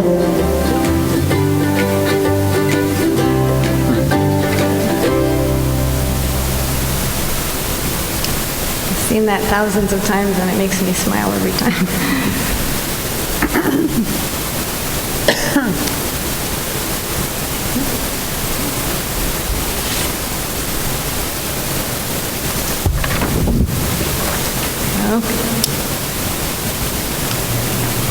Okay, so now that you've seen what school-based telehealth looks like, I'd like to tell you just a little bit about the Alliance and how we can bring this to your district. So the South Carolina Telehealth Alliance is an organization, a statewide organization, made up of a variety of key stakeholders throughout the state who come together in collaboration to expand telehealth throughout South Carolina and to develop an open access network. The Alliance provides guidance, assists with strategic development, and advises on technology and standards to develop this open access network. MUSC is the administrative seat of the South Carolina Telehealth Alliance, and the mission is to improve the health of all South Carolinians through telehealth. MUSC actually has over a decade of telehealth experience, and in 2013, when the South Carolina legislature invested in the expansion of telehealth throughout our state, they designated MUSC as the main seat of the Alliance. As such, we provide guidance in strategic planning for telehealth, contracting and legal issues, credentialing, equipment selection, procurement and training, compliance and billing issues, workflow creation, and external relations with other sites. I'm very proud to be part of an institution that was designated in 2017 by HRSA as one of only 2 national centers of telehealth excellence. So what exactly is school-based telehealth? Well, it's high-quality health care for children in the school setting using telehealth technology. We use secure, HIPAA-compliant video conferencing systems with digital stethoscopes, otoscopes, and exam cameras. And children are actually able to be treated as they would be in a regular clinic setting. The only thing I really can't do is feel their bellies. So we can do the majority of typical childhood illness visits through telehealth alone. The program intends to reduce the use of the emergency room, reduce missed class time, reduce missed work time for parents, and overcome transportation and other barriers to accessing health care. There's been a lot of research out there on school-based telehealth, and benefits include improved attendance and behavior, improved academic performance, and a healthier student and staff population. For the community, benefits include improved access to care, decreased preventable ER visits and hospitalizations, increased productivity, and reduced healthcare costs. For children, again, increased access to care, improved outcomes, improved attendance, behavior, and academic performance. And for the family, a reduction in missed work days, cost savings, and reduced anxiety over the idea of having to leave work and go take your child to a provider. Many of the families we serve work in hourly wage jobs, and if they would have to miss work to take their child to the healthcare provider, they may not get paid and may not be able to feed their families. So this is a wonderful way to bring the healthcare right to the children where they are in school. So how does it work? Consent forms are signed prior to the child being seen by the parent. These consent forms are good the entire time the child is in the school district unless the parent decides to revoke it. So it can follow the child from elementary to middle to high school. The child comes in, sees the school nurse, and she does her normal nursing assessment. At the point in which she would recommend that the child be seen by a healthcare provider, she can offer school-based telehealth as an option for the family. The family agrees and would like to have a visit. The nurse reaches out to us to schedule the time. We do the visit right there in the nurse's office with the support of the school nurse. Any prescriptions are sent to the local pharmacy of the parent's choice, and the local provider is always kept in the loop. We don't intend to replace their medical home, but rather to partner with them and be an extension of that care. So we always send a note or a letter after every visit to their local medical home. If a student doesn't have a medical home, we ensure that they do have one. We try to connect them to a local provider. Of course, we follow all district rules and recommendations in terms of children needing to go home. For example, if they have a fever, we don't override those recommendations. We support the school's decisions. The agreements and consent forms used in our program were developed through a partnership with the State Department of Education. So the consent forms include not only a consent to treat, but both HIPAA and FERPA consent. Agreements for the school district and for any local providers that would participate in the care have also been developed with the Department of Education. Throughout the state, there are over 100 connected sites through school-based telehealth currently. Services vary by county, but include acute care, chronic disease management such as asthma, mental health, and group health education. And we have strong collaborations throughout the state with local hospitals, local private practices, FQHCs, and other providers. In your district, we would be starting in the fall in St. Stephen Elementary, St. Stephen Middle, and J.K. Gordon Elementary School. And if there are any questions, I'd be happy to answer them. How many providers do you have if you're covering that many schools? So we currently have 6 providers, 4 nurse practitioners and 2 pediatricians that provide the care. In all of those schools, we are not the primary provider. In several districts, we've connected local providers to local schools, and we serve as sort of backup. So if their caseload is too full and they can't absorb that, then it will roll to MUSC. So we do provide care in about 80 of those schools, but not always as the first primary source of care. I'm a little concerned about a couple of things. Number one, if you have a doctor that is evaluating a child over a telecommunication device and they see an inflamed throat, how are we going to find out what is going on with that? I mean, how do we do the lab work that would be required to determine what this child has? I mean, lab work needs to be done in order to diagnose certain conditions or certain problems. Correct. And in most cases, that's, well, let me start by saying the majority of your assessment is based on the history that we get. So not only from the patient, but we do include the family. We reach out by phone. They're welcome to be present for the visit. They can be on the phone for the visit, or we can call them prior to or after the visit to get an extensive history. Now, for your example with regard to the throat, we do a physical exam and we make a clinical judgment. If we feel that there is a risk for strep throat, we actually do stock rapid strep tests with our carts that we can do. We give the nurse a verbal order and then a written order to do the test, and we've developed this protocol with the state school nurse consultant so that it is within the nurse's regulations. Now, those tests can be done on site. It takes about 10 minutes. And then based on the result of that test, we can make a decision. We don't do any blood work in the schools. That just wouldn't be appropriate for the scope of the care that we provide. But we also do provide some basic medications, some albuterol, which is for treating asthma exacerbations, and then sometimes Tylenol, ibuprofen, and Benadryl, because we find that many times the children we're seeing, if the family can't come, if they do need to go home because they've got fever, they may need a Tylenol or an ibuprofen to hold them over until the parent can get there. One of the most common things we see is asthma, and I'm very proud of the program we have with regard to asthma. As you may know, school nurses can't administer a medication for a wheezing episode without a signed consent for the medication and the child's own prescription. prescription. So for children who come in wheezing but haven't ever brought their assigned medicine form or haven't ever brought their inhaler in, we can actually connect with the nurse, treat the acute episode of wheezing, make sure that the nurse has forms and the patient has prescriptions going forward so that the nurse can treat them directly in the school nurse's office without requiring a visit every time. But in this way, we've kept many, many children across the state out of emergency rooms. So to answer your question, a lot of our assessment is clinical judgment, but we do provide rapid strep tests and then those basic medications to be able to treat acute episodes of illness. How many schools in Williamsburg County are you serving currently? I'm sorry, sir, could you please? How many schools in Williamsburg County? In Williamsburg County, we have... Williamsburg County are you serving? Yes, sir. We have all of the schools in Williamsburg County are currently covered with telehealth. How long you been doing it? There are 11 schools. There are 11 schools, but some share campuses, so there are 10 cards. How many years are you been? How many years have we been there? 4 years.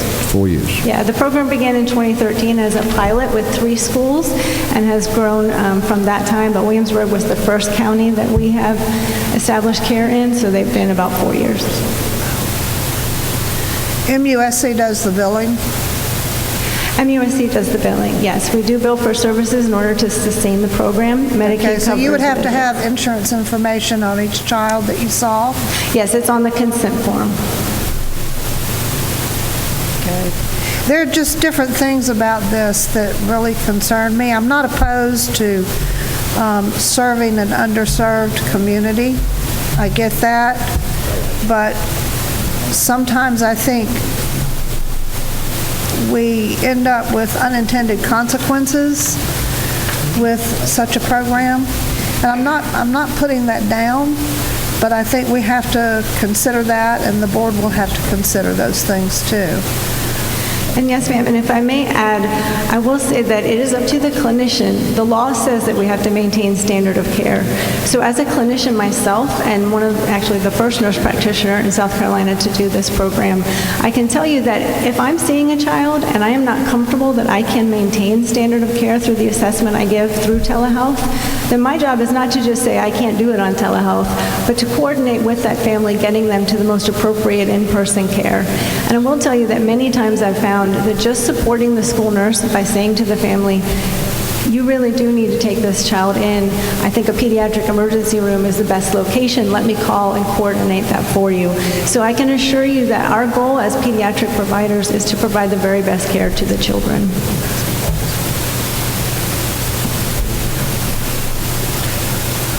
Okay, I'm hearing you. I'm hearing you.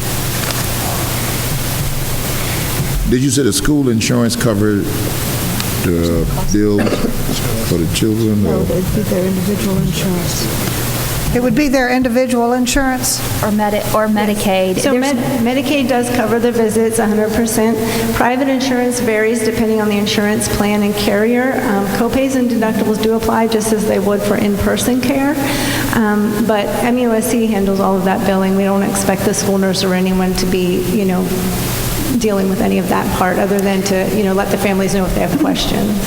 My heartburn comes with schools getting into practicing or bordering on practicing medicine. That's where my heartburn comes in.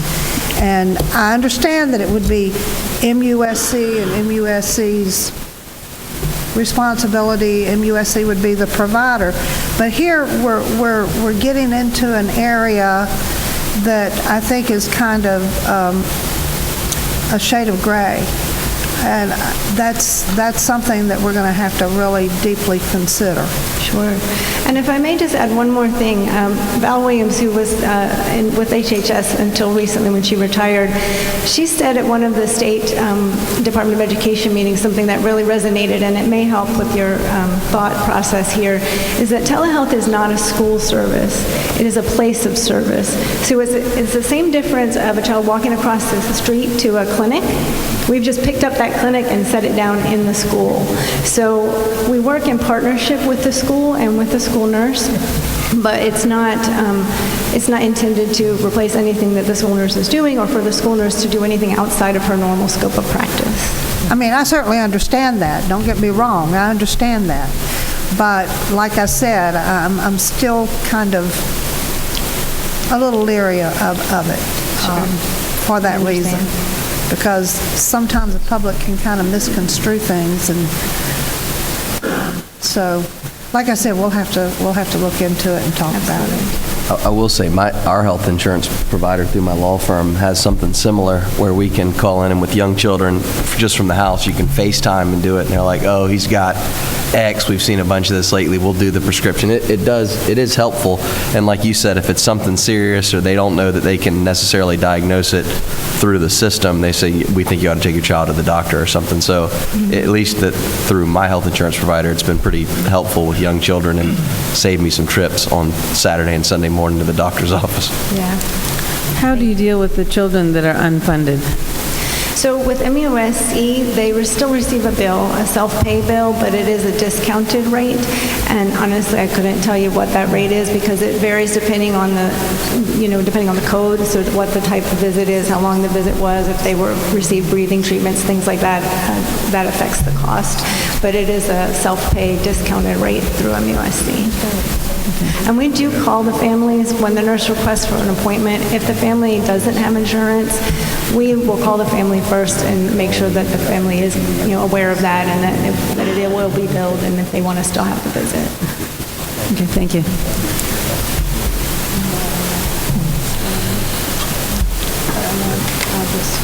Do we have any additional questions? Thank you. Thank you.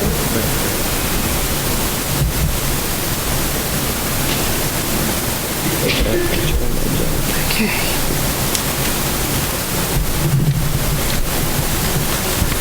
Okay. At this time, I will entertain a motion to adjourn this committee meeting so that the Finance and Human Resources Committee meeting can begin. Second. Second. All in favor, say aye. Aye. Those opposed, say nay. The ayes have it. The meeting is adjourned.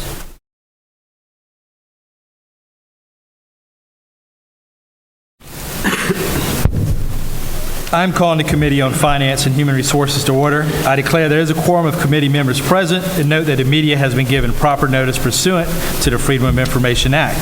First agenda item is first reading to revise policy IKE. Dr. Karen Whitley, you are recognized.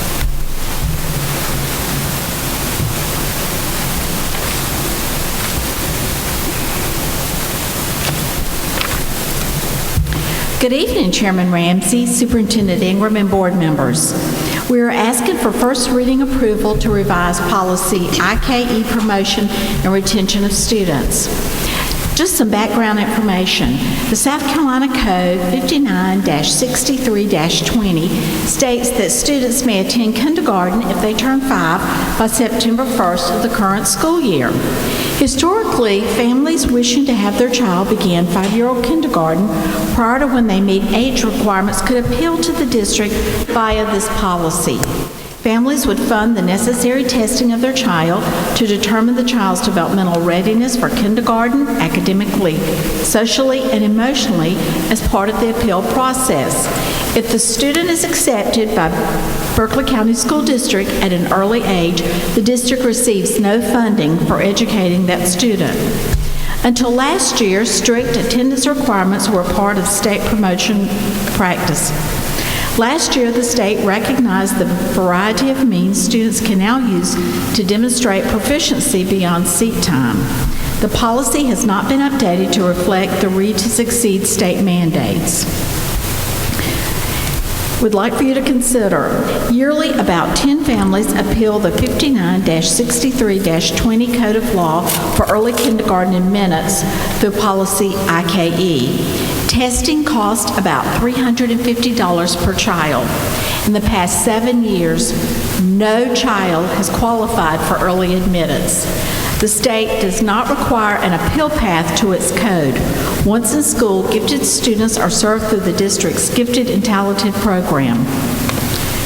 Given the state's acceptance of proficiency criterion and Berkeley County School District's own policy mirroring the state, the promotion criterion to the next grade have been updated to align with state and Berkeley County School District policy.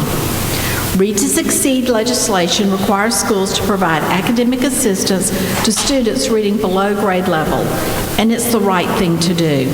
Read to Succeed also requires mandatory third grade retention for those reading significantly below grade level who do not meet one of the state exemption circumstances. The policy is being updated to also mirror state Read to Succeed requirements. Are there any questions? So basically what it says, the students, if they were tested in the, actually they're notified in the second grading quarter that they may be retained at the end of the year if they don't meet the minimum test requirements for reading proficiency for third grade reading. Is that correct? Dr. McLaren? So that is correct. And there are some exemptions. But if a student is retained, they're allowed to be promoted if they go to a summer program. And at the end of that program, can then be tested out of that program? Yes, sir. This is word for word out of the state document. What if they go to a summer program either administered by the county or school district or private, but continue to not meet the requirements? They're retained? It would be, but private is not an option. They would need to go to our summer. I think I read that the parent would have the option of some private. That's what I read just a minute ago.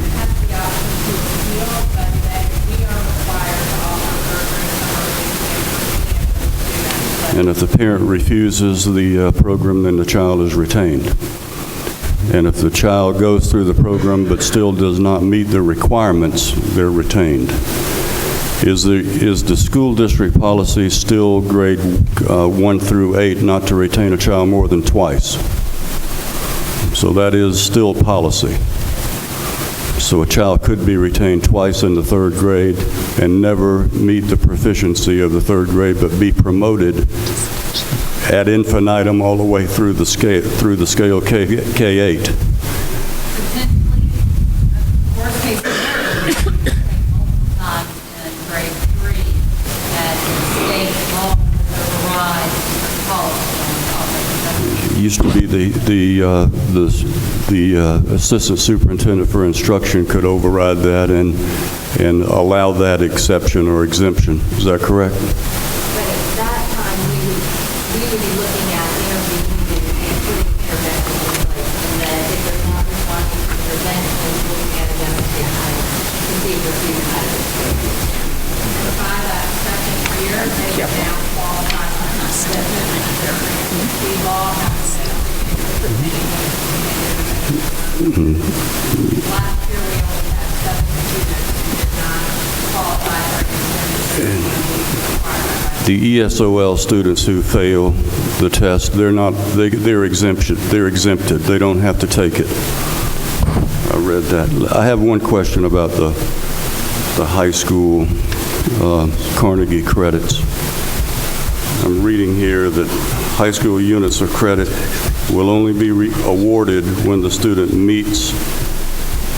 What's stricken out is what used to be there, but the district attendance and proficiency requirements of the Berkeley County School District according to their various policies. Help me rethink this, because this came up from the State Board of Education last year or year before, where FAs were basically no more. And we had to no longer even consider the number of absences. The state requires that they miss no more than 10 in a Carnegie unit course, or in 5 in a half-credit course.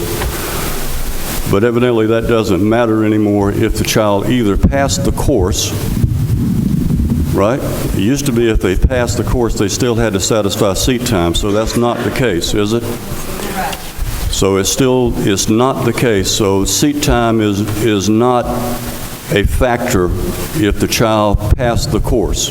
They can miss 30 days, and if they pass the course, they get credit. Correct. Seat time applies to truancy, and seat time applies to brick and mortar schools because we have to offer the course X number of hours, but it no longer means the child has to be in attendance that number of hours. Okay, so we still have content recovery for students that are failing the course during the course of the year, and then credit recovery.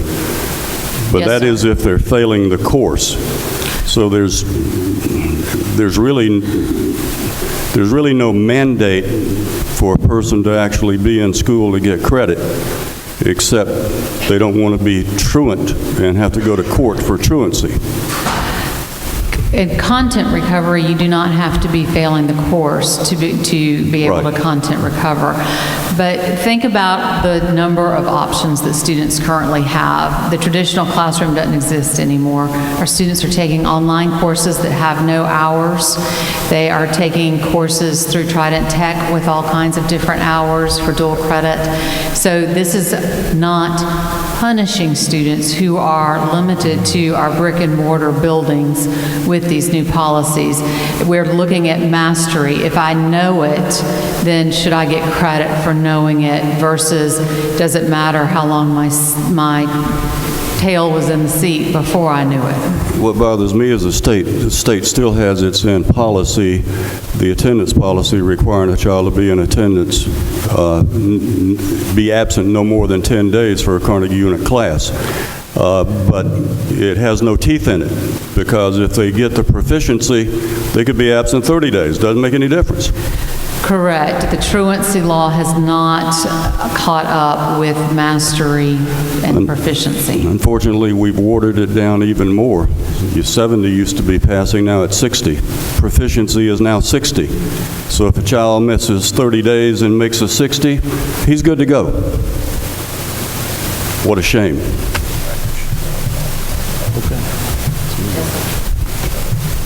I move to approve the first reading of revised policy IKE, promotion, retention, and acceleration of students. Second.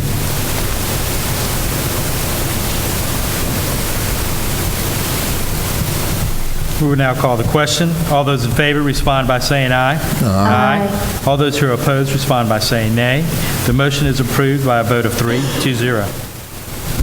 Second agenda item is 2018-2019 salary book revisions. Dr. Whitley, you are recognized again. Thank you. We're presenting the approved Berkeley County School District 2018-19 salary book for revision. The following revisions are requested. Page 3, the table of contents was updated to reflect compensation for athletic events and deletion of the support staff supplemental pay overtime procedure. On page 15, education specialist wording replaced with instructional specialist. And on page 19, a summer reading camp pay structure information was added. And to ensure that the summer reading camp provides the greatest benefit to the students served, Section 59-155-160 of the Read to Succeed Act provides the following guidelines for summer reading camp. The purpose of the reading camp is to provide students who are significantly below third grade reading proficiency with the opportunity to receive quality, intensive instructional services and support. The camps must be taught by compensated teachers who have at least an add-on literacy endorsement or who have documented and demonstrated substantial success in helping students comprehend grade level tests. The State Department has asked districts to take steps in ensuring the effectiveness and the quality of summer reading camp teachers and the instruction provided. Ideally, the state recommends that reading coaches serve as summer reading camp instructors. The tiered pay structure would assist in recruiting the most qualified reading teachers to serve our most struggling readers. These students receive 96 hours of instruction over 16 days to try to prepare them for promotion to the 4th grade, and they need the strongest instructors possible. On page 26, we've added compensation for athletic events to ensure consistency across the district. Page 29, we're asking to delete the support staff supplemental pay overtime procedure. We already have a policy that governs this issue. Having multiple policies make it more difficult to keep track of and change when revisions are necessary, and increases the likelihood of inconsistencies in policies and implementation thereof. Are there any questions? Mr. Chair, Yes, sir. I make a motion to approve revision to 2018-2019 salary book as presented by administration. Second. Second by Sally. We will now call the question. All those in favor respond by saying aye. Aye. All those who are opposed respond by saying nay. The motion is approved by a vote of 3-0. Third agenda item is a bond. Thank you, Dr. Whitley. Third agenda item is bond resolution. Ashley Smith, you are recognized. I'd like to note for the record that I have received in writing a recusal from Mr. McQuillan for all votes and discussion related to bond resolution.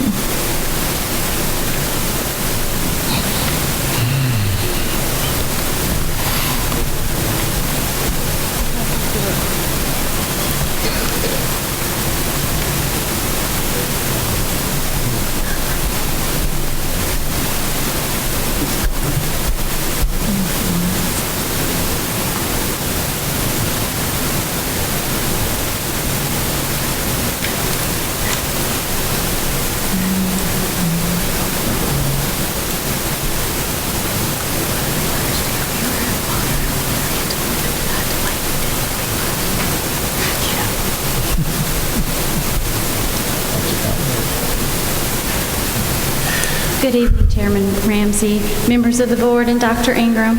You've been provided with a copy of the proposed resolution.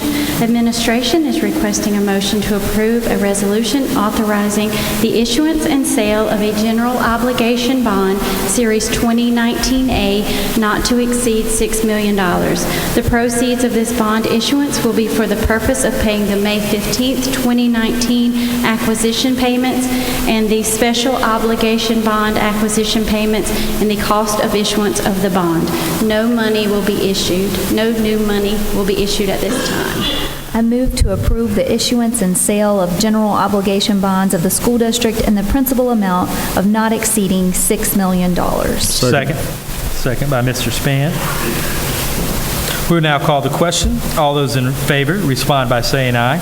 Aye. All those who are opposed respond by saying nay. The motion is approved by a vote of 3-0. The fourth agenda item is out-of-state travel. Ashley Smith, you are recognized again. Thank you. Administration is requesting a motion to approve out-of-state travel as presented.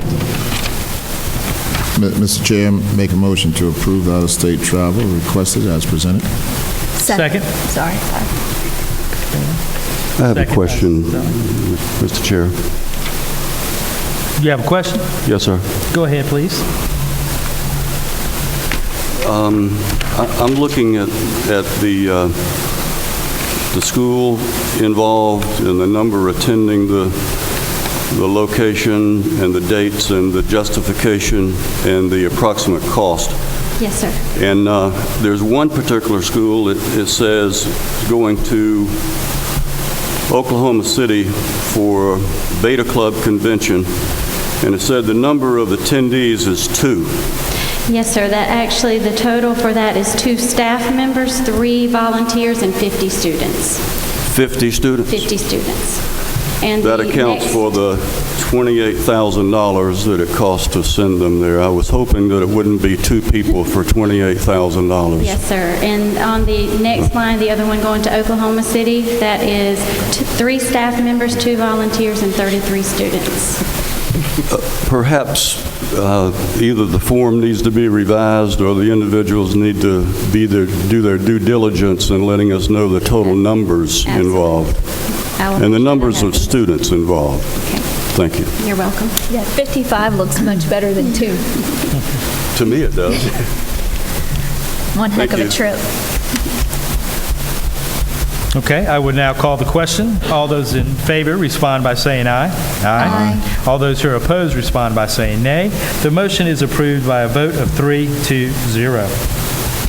Next, our fifth agenda item is RFP 541, 18 through 19 for roofing and building envelope contractors for IDC. Ashley Smith, you are recognized again. Thank you. I would like to invite Marcy Abrahamson to join me at the podium to discuss the next two items on the agenda.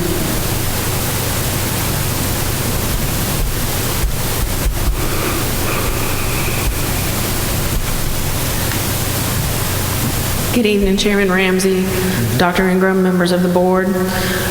We have two procurement items on the agenda tonight. The first one is for, this is a replacement IDC and indefinite delivery contract to have a pool of contractors to provide minor renovations and repairs as needed. An IDC would limit the work. Each job would be capped at $150,000, and we would not exceed $750,000 within a 2-year period, or a $750,000 cap, whichever comes first. So, and with the pool of contractors, any large job over $2,500, we would have them compete among themselves and get the best price. So we are just asking you to approve RFP 541, roofing and building envelope contractors for IDC, with a pool of 5 contractors listed on the award. Mr. Chair, I make a motion to award it RFP 541-18-19 for roofing and building envelope contractors for IDC to DACH Enterprises, South Roofing Solution, Inc., Monterey Roofing and Remodeling, Tecta, America Carolina, LLC, and Roofco, Inc., as stated. We will now call the question. All those in favor respond by saying aye. Aye. Aye. All those who are opposed respond by saying nay. The ayes have it by a vote of 3-0. Our sixth agenda item is RFP 542, 18-19 to provide and install uninterruptible power source at multiple locations. Ashley Smith, you are recognized again. Thank you, Marcy. Thank you. This RFP was conducted to apply for E-rate funding. So this will be partially funded from the E-rate federal funding. I think it's 80% that they fund, and the expected cost to the district is $136,162.40 of the total award amount. And we are awarding to Bridge Tech Solutions to replace the UPS units at multiple locations. I think we hit almost every school, right, Diane? Just about every school. Depending on the funding that we get, we're looking to go big. If we get the full award, we'll hit just about every school to provide battery backups for the networks. And we're asking for approval to award to Bridge Tech Solutions, LLC, out of Greenville. I move to award RFP 542, 18-19 to provide and install uninterruptible power sources at multiple locations to Bridge Tech Solutions, LLC. Second. We will now call the question. All those in favor respond by saying aye. Aye. All those who are opposed respond by saying nay. The motion is approved by a vote of 3-0. And Marcy, thank you for the administrative information as far as that you provided for us, just showing us how you made some of the decisions and helping us, who you provided. It wasn't always the cheapest person. Sometimes it was who we'd had existing business. So it was good to see that information. So thank you. It makes this decision a lot easier, and we look like we're flying through it, but the information provided makes it a lot easier to move through it. So thank you. Oh, you're welcome. Makes us fast. At this time, I will entertain a motion to adjourn so the Facilities and Capital Planning Committee can begin. So moved. Second. I will call the question. All those in favor in adjourning, respond by saying aye. Aye. We are adjourned.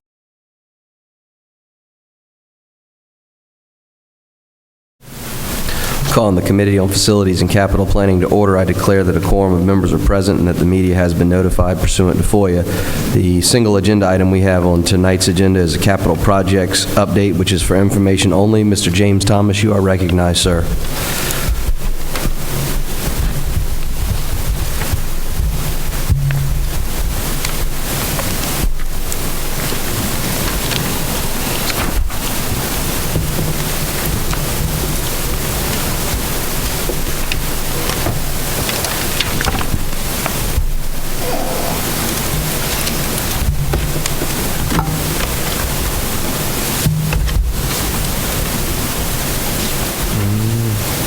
I think you got to go to that, well, yeah. Hit one too many bars there.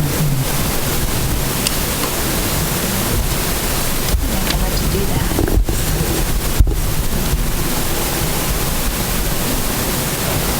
Oh, okay. There we go. Yeah. Restart.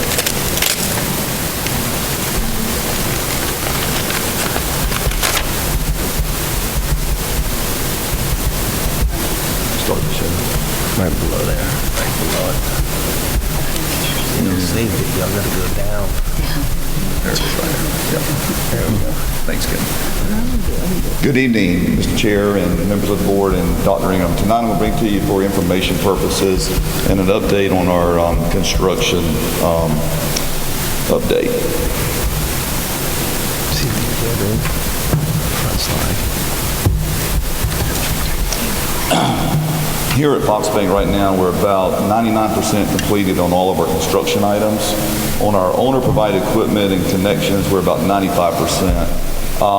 We took on the responsibility of building the cubbies here for the school, which was a tremendous amount of savings. And right now, we provided so far about 11 classrooms, so we're about 25% completed on that.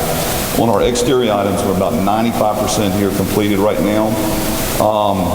With the exterior as well on the installation of the irrigation, about 80% right there, still have a ways to go. We have provided the sod, which we're right at about 90% completed on that, as you probably saw coming in tonight.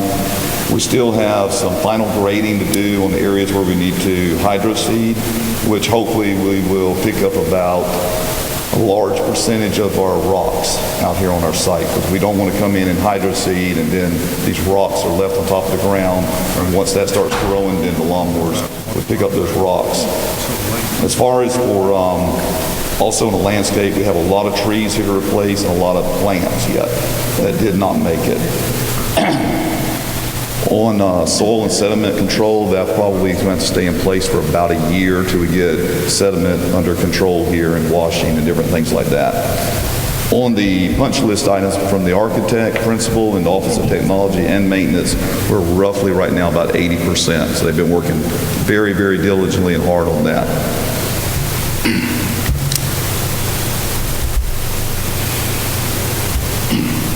At BEC, right now, currently, we have completed about 80% of the painting and the flooring. We finally got our start up on HVAC last week, which has been a struggle. Once we get 100% on the startup there, we'll be able to do a test and balance on our airflow there. Electrically, right now, we're about 90%, plumbing right around about 80%.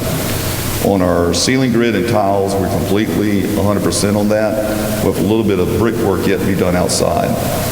The asphalt parking is completed, but we have some aggregate parking spaces that's going in, and this is like a temporary overflow parking that has to do with drainage on the site.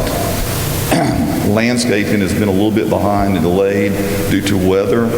We do have in 2 weeks finally an OSF final inspection for occupancy, and we're looking at right now tentatively the end of this month of hopefully having an occupancy there, depending on the weather.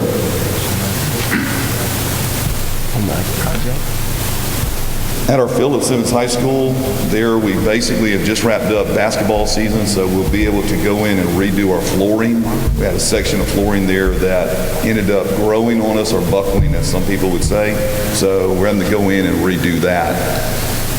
Also there this summer, Heritage Trust has partnership with this school, like 3 other schools we have already in the district, Cane Bay High School and Goose Creek High School. So what we're going to do there in-house through facilities, we'll go in and renovate 2 rooms at the expense of about $11,000 to provide the space and what's adequate needed for the bank. We'll have that done by May for the start of next school year. And this is through also CTE providing this. At Bowen's Corner, as you can see there, we're basically at a 99% completion. The only thing that we have left there since I put this together, I just found out today that the sewer cleanouts have been completely installed and taken care of there. We do have to remove the cooler and freezer. It was not installed correctly, so therefore we would not accept it. So therefore we're holding retainage back on that prior to them changing that out at the end of the school year. As far as renovation and special other projects, our funding through Abbeville funds for Mount Holly Elementary. This project here we're handling in-house. We'll be completely renovating all the exterior windows through Maynard, who we have a contract with.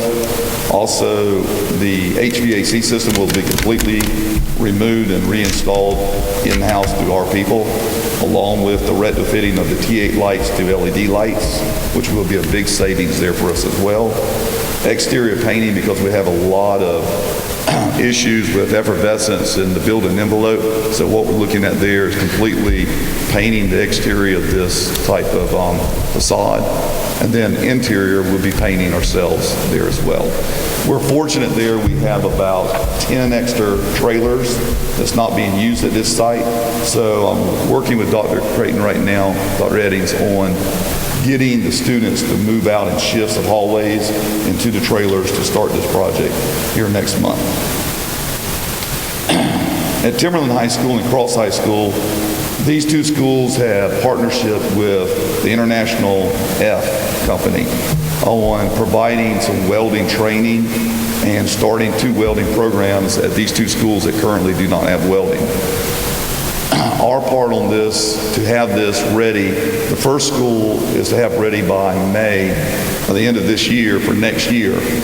We are providing the backbone and the power support for these 2 schools. And what I mean by that, right now, we currently have the space at these schools, but we do not have the infrastructure to support the welding machines. So what we're going to do in-house is we're going to provide the electrical backbone support for these 2 programs, as far as maintaining and helping them with that.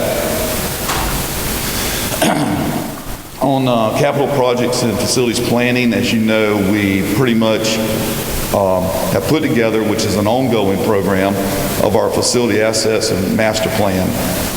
With the help of technology, we were able to get this on the website, so it's out there available now on our website. Of course, we're currently updating this as things change constantly, so that's an ongoing progress. Also, on the facility educational use capacity, we're working on that constantly right now. Like I say, Mr. Henson's working with us and helping us look at our school capacities and also the educational use. The cost lab part and the life cycle forecasting, that's to help us inform y'all and give y'all updates on what a roof may cost to have replaced or an HVAC piece of system may cost to have replaced. So we're currently pulling those components by our maintenance department from our men, downloading that. Mr. David Hogue is constantly working daily on updating cost labs so we can have up-to-date cost analysis on what it costs for life cycle. Any questions? When do you, Mr. Thomas, when do you anticipate, I see on here March 28th for the Berkeley Educational Center? Right, and right now, Mr. Barrow, that is a tentative based on our OSF. Also, too, we don't look at the furniture arriving until a little bit later.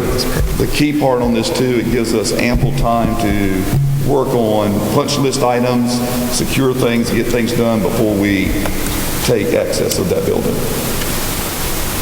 So you don't think it's going to be at on that date? Do you think it'll be later than that? I'm thinking right now it may be pushed back just a little bit later than that, but I do see it right around the corner. So Wayne is out there pretty much constantly every day, and he and I talking, I mean, it's going to be very, very close. So to say that we'll be ready to do a move-in, say the first part of April, I would not say that right now. Thank you. And we're not going to entertain a board meeting there until they feel really good. Correct. About everything working and looking beautiful and all those things. Correct. Absolutely. This time I'd make a motion to adjourn. Mr. Wright, do I have a second? Second. All in favor? Aye. Aye. Any opposed? We are adjourned.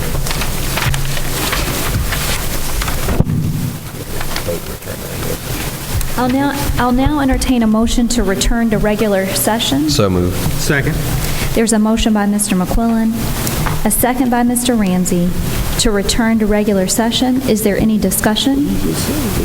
Hearing none, I'll call the question. All in favor, please respond by saying aye. Aye. Opposed, nay. The ayes have it. We're back in regular session.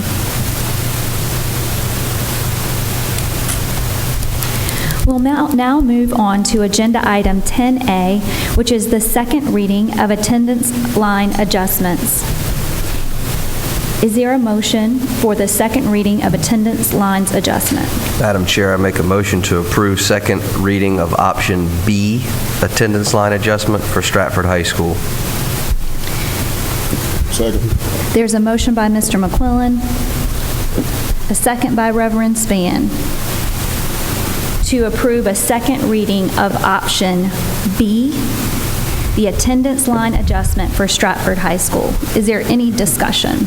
Madam Chair, I relish that motion and that second, but option C was what was originally voted on. So as far as I understand, any of the first reading and the second reading, any of the three proposed items can pass, just like first reading and second reading of the calendar.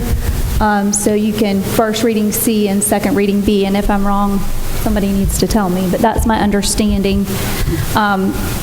One of the reasons that I've reconsidered for option B is understanding that the entire Sangaree feeder pattern would feed into Stratford, and it would not split the middle school in between two high schools. So that, which we did have a speaker here that compelled us to consider B, which I had done before she came, but not splitting the middle school kids to go to two separate high schools is really the thing that made the difference to me. I think with the growth that's going on right now in that community, I think 4 years from now, we would be asking for that group to go over there anyway. So what are we saying? We're now voting on B. Option B, which is the full area, which would take, it's the map on the left, which would take the whole Sangaree middle feeder pattern into Stratford instead of one piece of that feeder pattern going to Cane Bay. Absolutely. So that is the motion. That's the motion that's on the floor. Okay. If that doesn't pass, then you can suggest another option and we'll vote on that one. Sounds good. So option B is the one on the left? Option B is the left. Okay, thank you. No, we're fine. We're fine. We studied that pretty well. Is there any other discussion or consideration? I had no idea about the time and traffic. That was a new piece of information for me. But I did reconsider thinking about splitting middle schoolers. Okay. Yeah, the only emails I have received in support of an attendance line adjustment have been in favor of option B, consistent with what the speaker came and talked about tonight. Nobody seems to be in favor of A or C. I like option B, but Madam Chair, I do think even under the best scenario, you're still going to have some students that are attending Sangaree that will still go to Cane Bay, because some of those Cane Bay kids live on the other side of 17A. and they are still in attending Sangaree Middle. So although I agree with the option B because it is contiguous, it does not include all of the students going from Sangaree to Stratford. There will be, and I think Mr. McDowell's here to probably attest to that, there will be a few students on the other side of 17A on the Nexton side. That live behind Target. I didn't realize that area. So there still will be Just a few that go to the other That's right. middle school. I just wanted that point of clarification so that we're all aware of what we're doing. I think when you build a middle school, sooner rather than later, that will change again. Yes. That will change again, where I don't feel like this area you want to change again. But I have a question, though. I thought the consensus was the other night, the last board meeting, that B would be the most practical one in the beginning. And so why did we vote for C? I mean, I'm confused by that because the consensus was, and through the discussion, particularly with Mr. McQuillan and I, because we serve on the facility committee, and I thought the consensus was that night is that B would be the choice, and why did we vote for C? I don't understand. I think it was C, because C was the one that Ann and Reverend Spann. B was the one, is the middle map that shows a contiguous line with the attendance line that made more sense because we could identify with it with the line, as well as most students going to Stratford instead of Cane Bay. But I was confused when I heard, because I wasn't there at the last meeting, committee meeting, but I was confused when I learned that we voted for C, because I thought B was more practical and made more sense. So I'm just trying to figure out why we... I think it was an emotional meeting with a lot of feedback from some of the folks that were in the audience. So I think it became more of a debate, was my sense of what happened, is how it ended up going. I think it ended up going that a lot of people, well, I'm giving you my take, a lot of people did, like you said, feel B, but also some folks thought C. And then with some of the back and forth, I think it was both ways. And then C was proposed, so...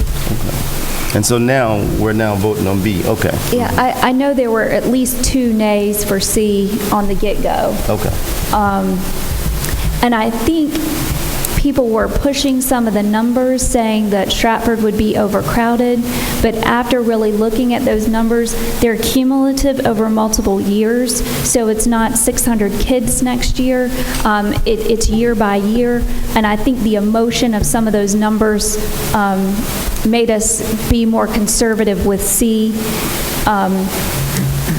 Trying to be considerate. Trying to be considerate and conservative, but really, I think when I stepped back, I ended up on C. I mean on B, not on C, from the information I've gotten from folks. Can we recap the exceptions where students can... It's the next agenda item. So this is just for the map, and then we'll debate the guidelines for attendance implementation. Madam Chair, I'd like to really congratulate the board for rethinking the vote for C in favor of B, because we are listening to our constituents. We're listening to the folks that are directly involved. And quite frankly, I haven't spoken to a single staff member or parent that was in favor of C. Everybody that I spoke to, and I'm talking about scores of people, they all wanted B. Actually, they were torn with Stratford Cane Bay, but in terms of the choices of B and C, there was no choice. They all wanted B. So I want to congratulate the board for rethinking their vote from last meeting. Is there, Ms. Condor? I was going to say if no other, I was going to call the question, but if you have. Well, I was going to reemphasize that the parents that I heard from had heartburn, period, on the change. Most of them have had serious concerns about transportation issues and their children, and I reemphasized to them that the children that are already in Cane Bay can stay in Cane Bay, and but we can only just do so much. Our resources are limited, but, I don't know what parents you've been talking to, Dave, but the ones that I have been talking to and listening to, they weren't for either B or C. Yeah, I think I kind of laid that out there in that they didn't want either, but none of them, given the choice, decided on the C. Yeah, like Miss Pitcher here, But, we have to make decisions based on what is best for the entire district. Sometimes we have to make hard decisions. And for me, this has been a real struggle. I've had a lot of thoughts about it one way or the other, and quite frankly, had to put it in prayer. So what I vote for tonight, all I can do is just apologize to those folks who would feel a little hurt by my vote. There's no other discussion. We'll call the question. Again, to reiterate, this is to approve the second reading, and the selection is option B, attendance line adjustment for Stratford High School. All in favor, please respond by saying aye. Aye. Opposed, nay. The ayes have it.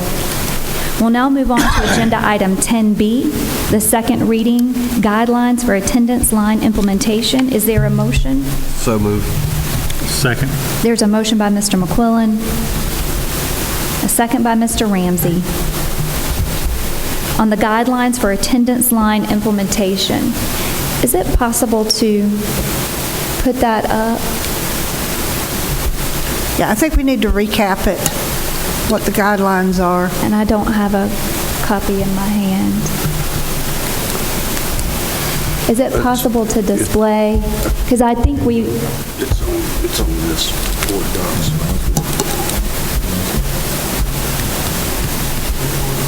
In our email, probably. Let me see if I can find it. I think I can get it.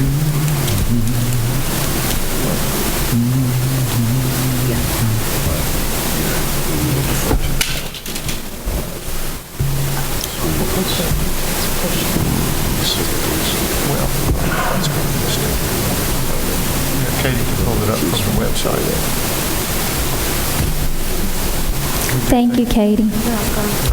Technology, I can't get anything to pull up on my phone here. You don't have a lot of service in here. This is being slow too.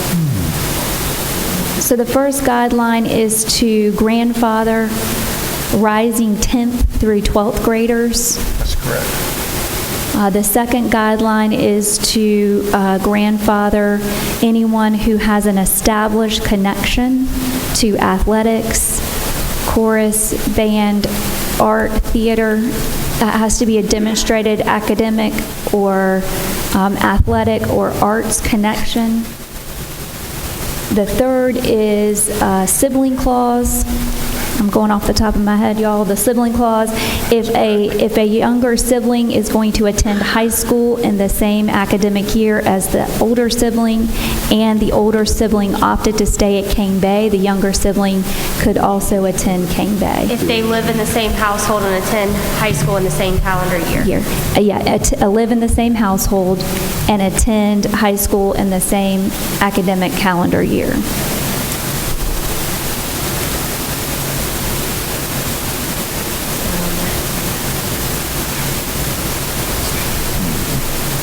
All right. Good. My memory is good. Rising 10th and 12th graders. Rising 9th graders would go to Stratford.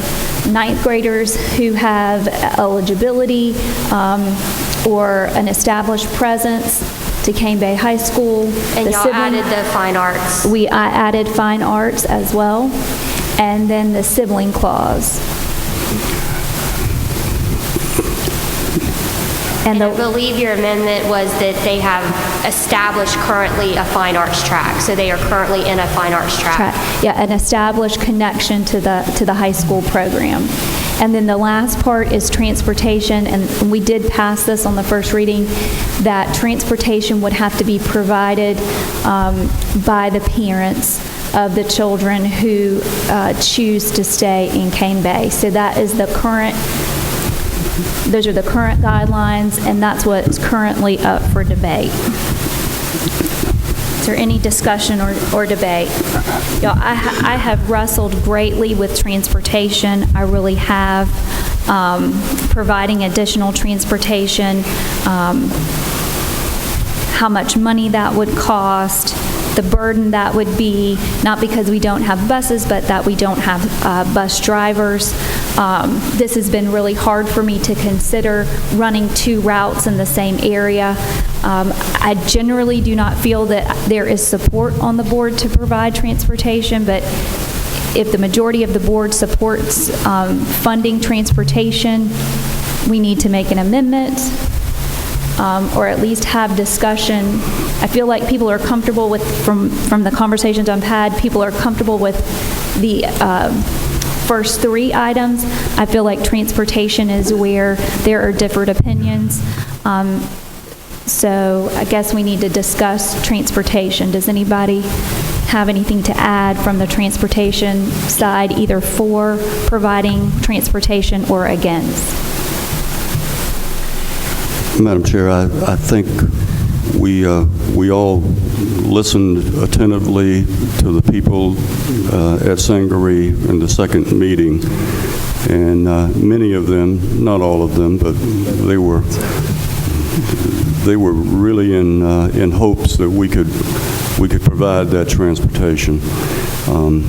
Mr. Jackson gave us a very good, detailed, and very specific information. As I understand it, I don't have the notes, but it seemed like it was about $60,000, $62,500. But obviously the key is getting the drivers. We have the buses. Money is not the object. It's a matter of making it available so that it works. I'd like to give it a shot. And one reason that I'd like to give it a shot, aside from the fact that many of the people that are there who are trying to grandfather their children into Cane Bay, particularly the 10th and 11th graders, most of the seniors provide their own transportation. I would think that they would be very happy that if we tried to provide that for them. And if we can't, and if we don't, it seems to me that we may have a rise in the number of students that are inherently going to be required to go to Stratford, because those students have a choice. If we don't provide transportation to them to go from Sangaree to Cane Bay with the bus, then they're going to probably opt, a lot of them, because they don't have other transportation because both parents work. So we may have an influx of students more than what we accounted for if we don't transport them, at least in the first year. So I've thought about it, and I certainly wrestle with it's not the money, because the money is something that we can do. It's effectiveness. Can we provide effective, timely transportation with the resources in terms of manpower of bus drivers? I'd like to try to give it a shot to kind of fulfill the promise, or at least the promise for us to give it a try and see if we could provide that transportation. But I will say, and I said it before twice, that I think that we should provide this for 1 year to try to get them acclimated, and once those 10th graders become juniors, generally they can provide carpooling for themselves. But the first year, I'd like to see if we could do that.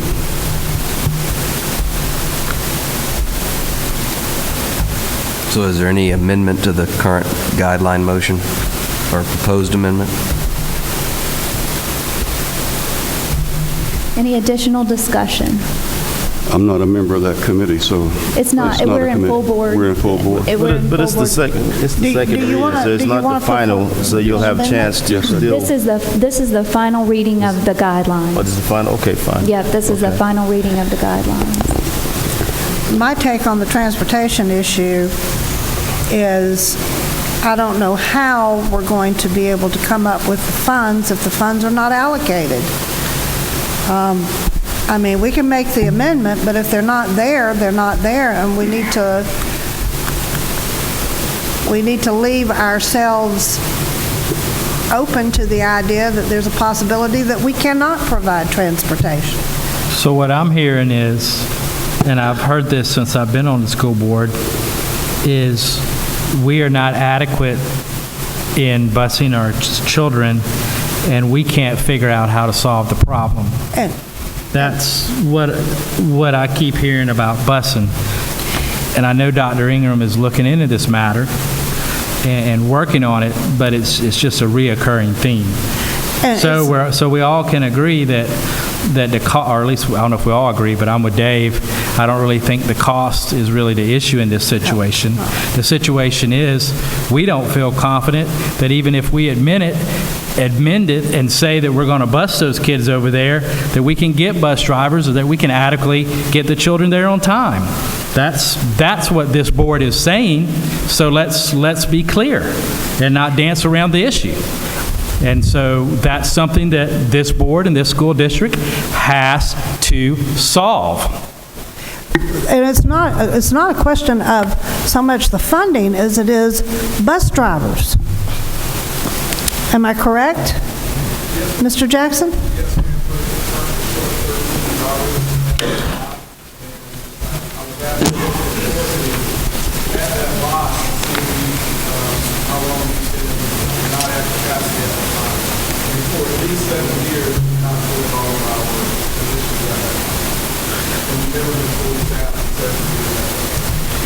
Right.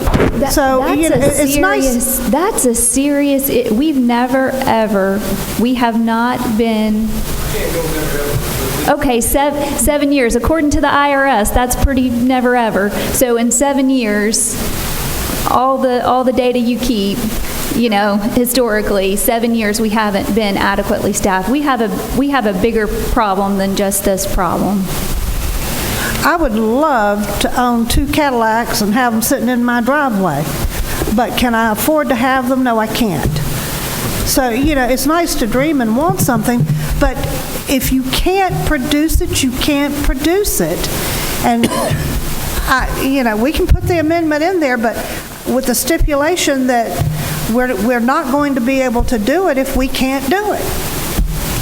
And nobody on this board would love more than for us to be able to do that. I would love for us to be able to do that. And like I said, I had a lot of heartburn over this. I couldn't say yes and I couldn't say no for the first reading because of the transportation issue. And I have agonized and agonized over it. And the bottom line is this: we are up here because we have to do what is best for the district. I understand the issues that my constituents have about sending their children to either Cane Bay or Stratford, and I heard them all very loud and clear at our last meeting. But if we can't give it to them, then we can't make that promise. And I'm not going to make a promise that I can't keep. Reverend Spann. Madam Chair, it is a hard decision, and we have to just do our best. But we may be worrying about something that may not happen. We may not have a large influx at Stratford. We already voted on the attendance line, and I believe it was overwhelming, unanimously. So I believe we should move forward, and if there's a problem, if the problem arises where we have to deal with it, then we'll deal with it down the road when it comes. But right now, I think we should move forward with what we have. I don't know of this ever happening. Mr. McQuillan had the same thought. Have we ever provided transportation to the alternate attendance zone that anybody who's been here with us is aware of? Have we ever done it before? Yeah, we've made those exceptions before. We bused we have done that before. I mean, because most time when you make those major changes, you try to have some exceptions, and we have done that before. No, but I mean, did you provide a bus for the Provide exceptions? transportation, yeah, because when you go into that type of, we have done that. I don't know if we've done it in the last 4 years, but we've done it before in the past. Since I've been on the board, we've done it.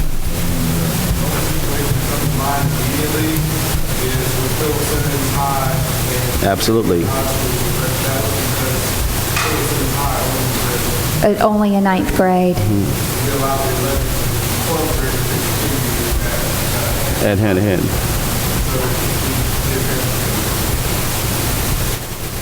We did transportation for 2 years.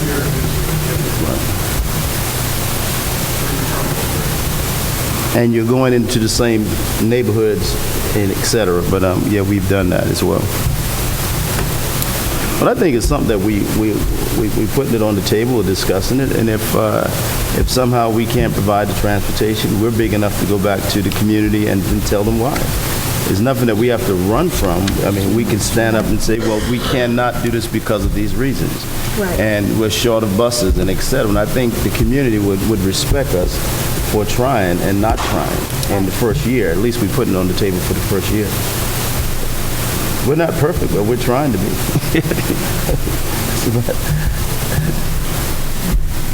So the motion that's on the table now is to approve the guidelines as currently written, which would, if you choose to remain at Cane Bay High School, you would have to provide your own transportation. Does anybody have any additional discussion or debate on this motion?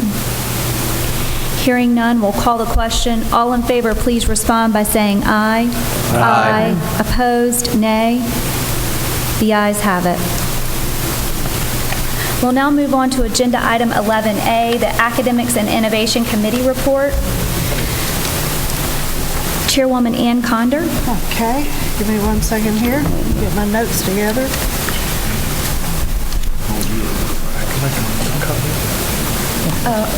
I'm sorry, Ms. Conder.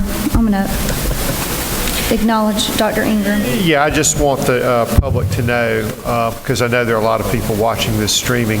I've been through a lot of these, really a lot, not just as a superintendent in other places, but as a cabinet member before I was superintendent. And I want the public to know that I commend this board.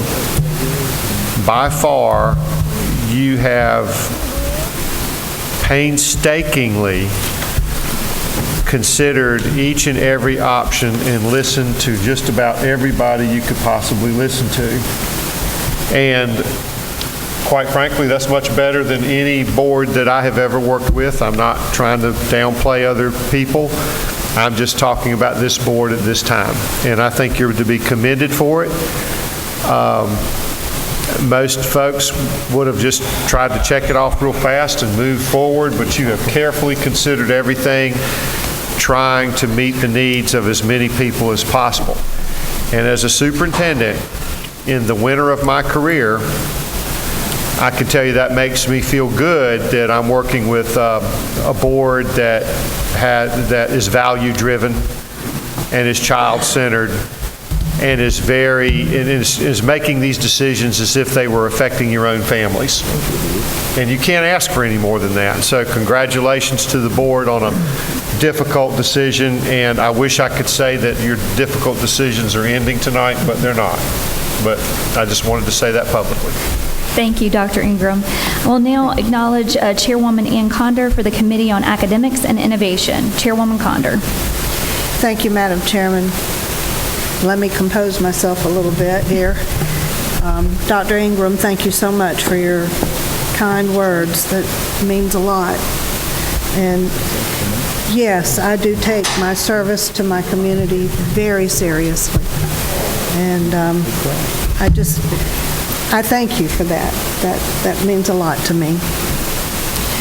Madam Chairman, the Committee on Academics and Innovation met earlier this evening. On recommendation of the committee, I move to approve the committee recommended books selected by teachers from each high school as presented. We have a recommendation from committee. No second is required. Is there any additional discussion?